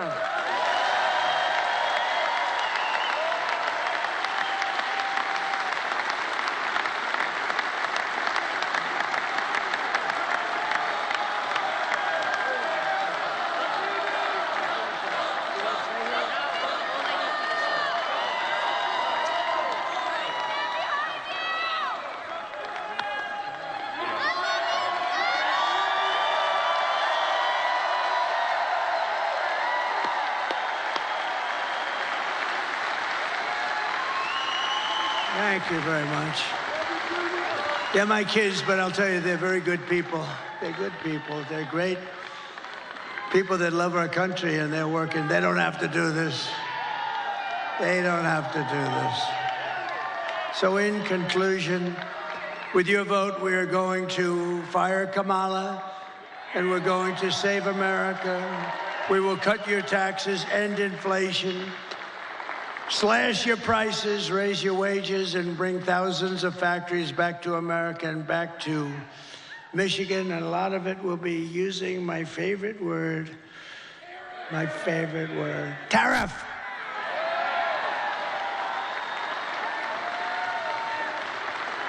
And one of the things I'm going to do, I'll give you this as a little insight. I just announced it in Pittsburgh. I didn't think it's become a very big story already, so. We're going to tell Mexico, you're killing tremendous numbers of our people by allowing China to send their fentanyl through your system and through your country. And we're going to give them a little period of time. But we don't want drugs coming across our border or any border. And whether it's Mexico or Canada or wherever, because they're starting now in Canada, they're starting to go up north. But whether it's Mexico or Canada, we're going to explain to them quickly that if you allow fentanyl and these drugs to come through your country, we're going to charge you large-scale tariffs on everything you send into the United States.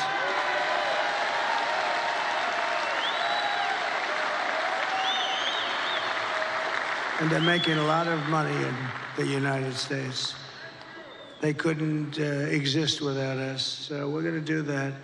And we're going to tell China that if you continue to send fentanyl to Mexico or any place else that comes into our country, we're going to charge you a 25% tariff on everything you sell into the United States of America. We're not going to we can't let them, and you've never heard that from anybody but me, and I've had it in my mind for a long time, but I didn't want to tell these guys about it because they'd only screw it up like they do everything else. But I say it now because now we have the election coming up in a matter of hours. And we're not going to let them destroy our country. Most of our crime, probably 60% of our crime is caused by drugs. People that are taking drugs, they cause tremendous amounts of crime. If we didn't have that, you'd see crime rates plummet. But, you know, the sad thing is that crime is plummeting all over the world because they're sending their criminals, they're sending their gang members, they're sending their drug dealers, they're sending their mental patients from all of these institutions. They're sending them into our country, and then they're opening up. Oh, we're sending them back. Don't worry about it. They're opening up their prisons, and they're dumping their prisons, all their prison population, Venezuela. They're way down. Their crime rate went way down because they're taking all of their criminals and terrorists and all of the people that are causing all the problems. And then on top of it, they're emptying their jails out. into the United States through this very stupid person's open border. I don't know what they're thinking about. But maybe they hate our country, or maybe they want to get people registered to vote. Who the hell knows? But we're not going to allow it. It's going to stop immediately, day one. We're going to build American. We're going to buy American, and we will hire American. I will end the war in Ukraine. Would have never started if I were president. You know, we got more votes. We did great in 2016. We did better in 2020. We got more votes in 2020 than any president by millions, any president in the history of our country. And because of that, I said, I'll sit back and I'll watch. And if they do a bad job, I didn't need this, let me tell you, but if they do a bad job, I'm going to run because of how well we did. And if they do a good job, I would actually prefer that they did a great job. If they did a great job, I would say that's a great thing. But I mean, he's the worst president in the history of our country. She's the worst vice president, and she got no votes. You know, they like to say to me, that's not the democratic way to go. You know, it's not. It's just a terrible thing. It's just a terrible thing. It's what's going on in this country. But so I sat back and I watched and I saw all the horrible things that were happening, and you know what they are. And maybe the worst was what they've done with inflation, but I actually think the worst is what they've done with their border, because they're destroying our country. We're going to turn it around. We're going to change it really fast. We're going to have the greatest country we've ever had. I will stop the chaos in the Middle East. It would have never happened again. Israel would have never been attacked on October 7th. And I will prevent World War III from happening. I know all the players. And it's a very good chance that it will indeed happen. We will crush violent crime and give our police the support, protection, resources, and respect that they so dearly deserve. We will strengthen and modernize our military. They gave so much of it away to Afghanistan. It's so crazy. I rebuilt our military. We will build a missile defense shield around our country, all made in the USA, and much of it made right here. And Ronald Reagan wanted to do it many years ago, and he really was right, other than we did not have the technology. I'm glad we didn't do it, but now we can shoot a needle out of the air. We can shoot a little pin out of the air. It's incredible technology, our technology. We will rebuild our cities, including our capital in Washington, D.C., which is in terrible shape, with graffitis on the beautiful, incredible marble columns, and painting the lions and burning the American flag. What they did a month ago was terrible. But we're going to make our cities safe and clean and beautiful again. We'll work with Democrat governors and mayors. We'll probably have to, and that's okay. We will teach our children to love our country, to honor our history, and to always respect our great American flag. We will get critical race theory and transgender insanity the hell out of our schools. And we will keep men out of women's sports. I will defend religious liberty, I will restore free speech, and I will defend the right to keep and bear arms, our Second Amendment.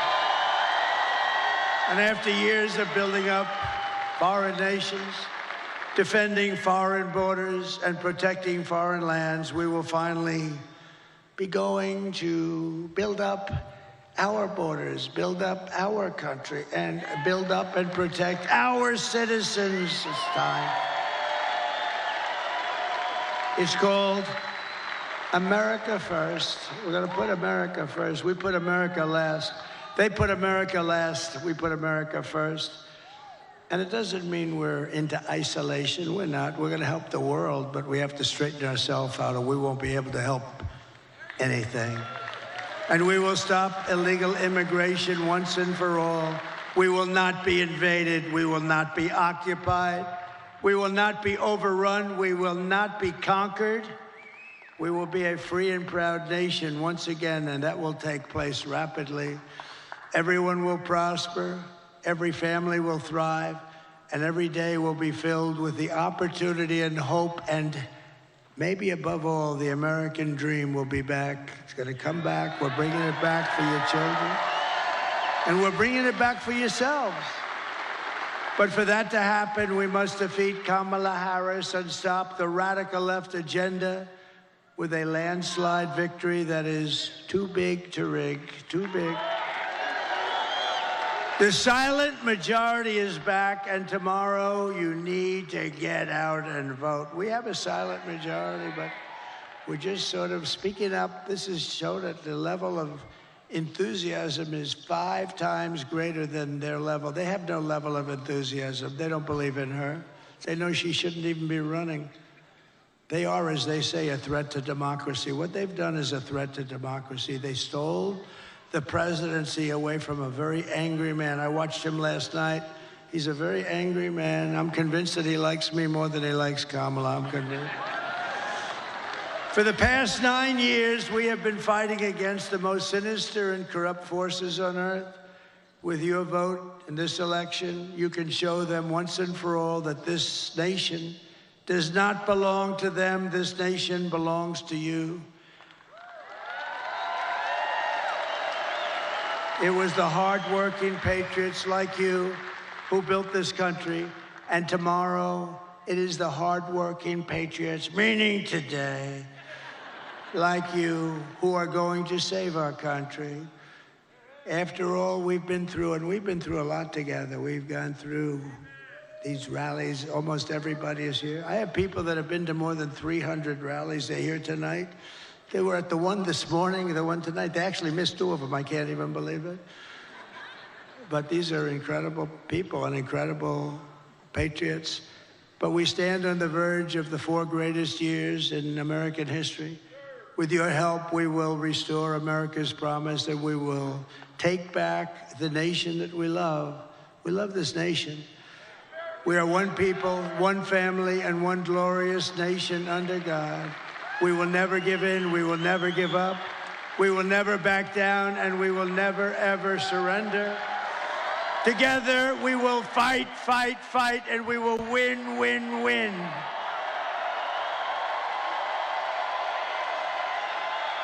November 5th, today, will be the most important day in the history of our country. And together we will make America powerful again. We will make America wealthy again.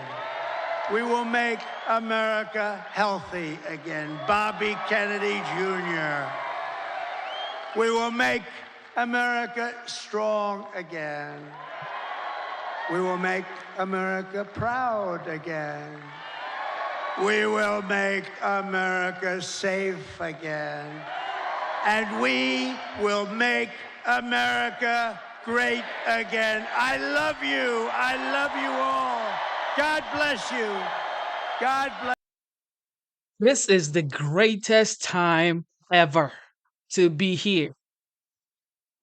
This is the greatest time, man. Let's look at I am inspired. I already voted, though. I already voted last Monday, early voting, but just think about it. Think about history. How would history remember you right now? If this man becomes the 47th, which is almost looking like he's going to be the 47th, in my opinion, most people are saying he is leading in the polls right now. That's what they're saying. That's the news on the street. So it's like, this is just inspiring. Like, it just makes you want to work hard because you see your leader working hard. You want to go to work. It's like the president is working hard. I want to go to work. I don't want to go to sleep.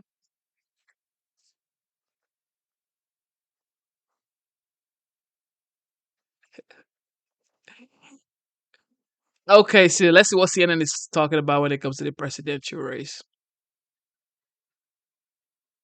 Midnight voting here in this hamlet in northern New Hampshire, about 15 miles away from the Canadian border.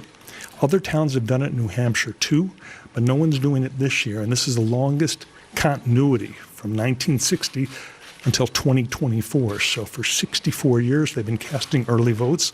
In the past, these were the first votes cast in the election entirely, but now millions of us vote early around the United States. But these are the first votes cast on Election Day, and of course, they will be the first results. So they're all going into this box. This box has been used since 1980, since the election between Ronald Reagan and Jimmy Carter. The sign that says Dixville Notch, New Hampshire, first in the nation, that's been used since 1960. So there's a lot of great customs going on here, great heritage, great history. There's a lot of people in the United States right now who are upset about the political discourse in this country, but I can tell you in this room you have Republicans, Democrats, independents, not just the 6 people who live here, but also members of the press from all over the world and visitors from elsewhere in New Hampshire, New England, the United States who wanted to witness this. So they're putting their ballots in the box, and once they are all in the box, the town moderator who's standing next to it right now, Tom Tillotson, will unlock the box, open it up, and then they will start counting at the table. And you could see on the left here, there's a board. And that board, it says first in the nation, Dixville, New Hampshire, 2024. And they will write the totals on the board. There's a representative from the New Hampshire Attorney General's office here. Those votes will be the first official votes of the 2024 election between Kamala Harris and Donald Trump. I'm wondering if you guys, Boris and Jessica, have any questions for me. Yeah, this is a fascinating window into the democratic process because as we were hearing there from the town monitor a moment ago, he said that the effort here is to showcase what America is all about, to inspire folks across the country as they wake up later on Election Day to realize that some folks have already cast their ballots, and to also, as he put it, point out that if they don't vote, they are missing out. They are effectively potentially putting someone that they don't want into the White House. So it's really about not only showcasing the tradition, but also the sacred right to vote in this country. I wonder, Gary, in your conversations with folks there, what they shared with you about the meaning, the deeper meaning of what this represents. There's so much pride in this room right now, not just among the 6 people who permanently live in the village of Dixville Notch, but among members of the news media that are here, among other people here in New Hampshire and Vermont and Maine and Rhode Island and Connecticut, Massachusetts, the 6 New England states who are here, from other people in the country who just wanted to visit it. Like I'm telling you, this you may have heard of this resort before, some of our viewers, the Balsams Resort. It's a very beautiful ski resort, and it's been closed for a little while now. They're refurbishing it, and they hope to reopen it in 2 years. So at the peak of the resort's existence, there were more than 30 people who lived here in Dixville Notch. Now they're down to 6. Ultimately, when the resort reopens, they hope they have more, but they want to keep this tradition going. As I was mentioned to you before, there are other towns. For example, Hart's Landing, New Hampshire, has also had midnight voting for many years. They stopped it 4 years ago because of the COVID outbreak, and they haven't resumed it. But they did it for a long time, too. So did a town called Millsfield, New Hampshire. But Dixville Notch is continuing it through and through from 1960. John F. Kennedy against Richard Nixon in 64, Johnson against Goldwater in 68, Nixon against Johnson. Go to 76, Jimmy Carter winning the election, 80, Reagan against Carter. And they've been doing it continuously now till 2024. So let's listen to the town moderator now. This is Tom Tillotson. Advise that all registered voters have voted. And according to the Hampshire law, we are now able to close the polls if the town so chooses. Do I hear a motion? Yes. So moved. And all those in favor? I declare the polls are closed. We will now begin the counting. So the official counting is taking place now. Like I was telling you, Tom Tillotson is unlocking the golden lock on the 44-year-old lockbox.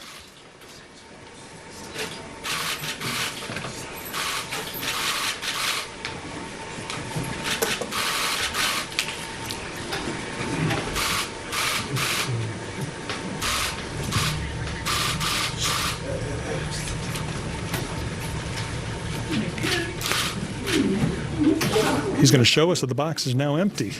The Attorney General's representative is looking at it, and so are we. Tom, don't drop the box. Try not to. It'll hurt somebody. Won't hurt the box, that's for sure. One for Donald Trump, J.D. Vance. One for Donald Trump, J.D. Vance. One for Kelly Ayotte. That's the senator. That's the governor race, former senator, Jane Williams. U.S. One representative. for Joseph E. Kenny. One for David Roquefort. So they're reading all the races for each of the ballots, but you could hear the One for Donald Trump has already gotten one vote. One for John McCormick. 4 Republicans here, as I mentioned, 2 undeclared voters. One No for Democrats. Leon H. Rideout. One for Terry L. Peterson. One for Ray Gorman. And yes on the constitutional amendment question. There's referendums here also. Let's go.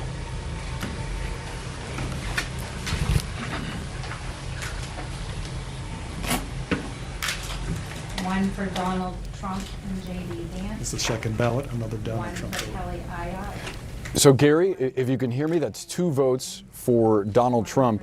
He matches the total just now that he got in the 2016 general election. You sort of went over this a bit before. Is there any historical precedent for Dixville Notch being a predictor of where New Hampshire might go, or where maybe the nation might go? And what I'll tell you, Boris, you talked about 2016 and 2020, Donald Trump got 0 votes. Joe Biden got 5. So it's different from 2016 to 2020. Let's hear ballot 3 for 1 second, then I'll answer the next question. One for, I never say her name right, I'm sorry, Kamala D. Harris. Kamala Harris is the One 3rd for voter. Tim Walz. So it's now 2 for Donald Trump, 1 for Kamala Harris. One for Kelly Ayotte. One for Maggie Goodlander. One So for you were Joseph asking, E. Boris, Kenny. can you draw conclusions One for based on the David voting here? Roquefort. Answer to that is an unequivocal One for no. Arnold G. Davis. What this is One no way for to draw a Keith conclusion, Woodward. but you can One for certainly John McCormick. create interest in the upcoming votes that will be happening over the next 23 hours. But there's no way to know for sure. What I can tell you, in 1960, the first time they did this, Richard Nixon against John F. Kennedy, Richard Nixon got 9 votes, John F. Kennedy got 0 votes. Richard Nixon did win the Granite State, the state of New Hampshire, but he lost in the country, and John F. Kennedy became president of the United States. One for Donald J. Trump. Here's the 4th and ballot, J.D. 1 for Vance. Donald Trump. So Donald One Trump for now has 3 Kelly votes. Ayotte. Kamala Harris has One for 1 Maggie vote from the first Goodlander. 4. One for Joseph D. Kenny. And now she's reading the rest of the races. One for David Roquefort. One for Arnold. It's really amazing, all the One attention for Keith L. Roberge. Jessica and Boris in this room. Everyone is totally quiet except for loudmouth Gary Tuckman, who's trying to talk like he's at a golf tournament and someone's making a money putt right now. But people are really paying close attention. We appreciate the commentary, Gary. We know there are more reporters there than there are actual voters, which is always a fascinating component of this. That's exactly Let's listen now to the 5th ballot. One for Kamala D. Harris. And Kamala Keith Harris gets number 5. One for Joyce. So it's Gray. 3 for 3 to Donald 2. Trump, 2 One for Kamala Maggie Harris, Goodlander. 3 to 2. Confirming, Gary, there were 6 total voters. One for Rusty Talbot. 6 total voters, and that's the rule. Every voter has to be here and cast a vote in order for the polls to close immediately after this and the results to be officially read. So Got it. it's 3 to So- 2. One thing I want to tell you, one thing I want to tell you, Boris, there could be a write-in. There could be a write-in also. Nikki Haley did very well in the primary here. The New Hampshire primary should be Donald Trump. So we were wondering if anyone would do a write-in for Nikki Haley. But here's the 6th ballot about to come up.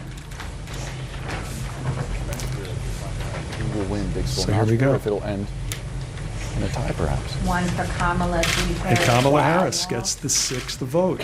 Donald Trump 3, Kamala Harris 3. We've been talking about how close this race is with the polls in the United States. Some people say it's 50-50. We can tell you officially in Dixville Notch, New Hampshire, population 6, it is 50-50 on the nose.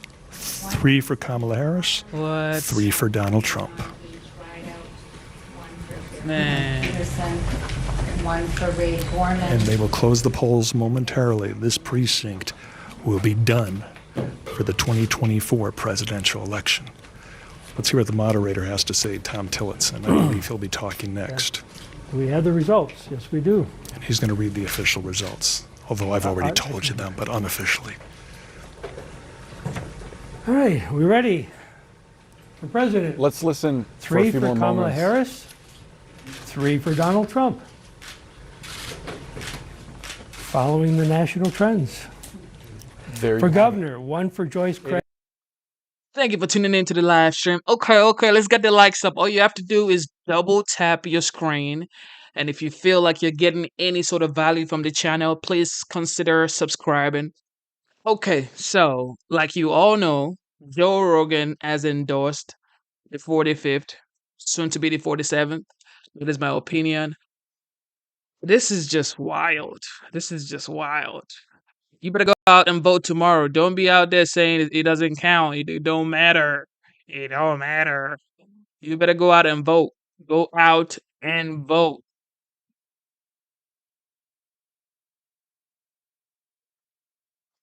Go out and vote. Instead of looking for perfection, seek for consistency. Never give up on yourself. Never give up on your dreams. Never give up on God. Believe in yourself. Believe in your dreams. Believe in God. Okay. We have come to the end of the live stream. It is 4:40 a.m. and today is election day, the 5th of November. Who do you think is going to be the 47th? But are we even going to know today? That's the thing. That's the question. Like, are we going to know today or we're going to have to chill and wait? Because that's the thing. Are we going to know today or we're going to have to wait? Thank you to the veterans in the chat. Thank you to the moderators in the chat. Man, I was chilled early yesterday. Now I'm like, I believe, okay? I am anxious for nothing because God got us, okay? Okay? God got us, man. The 47th is going to be the legendary, the Don, the OG. That's all I'm going to say, okay? God bless you. Genesis is signing out.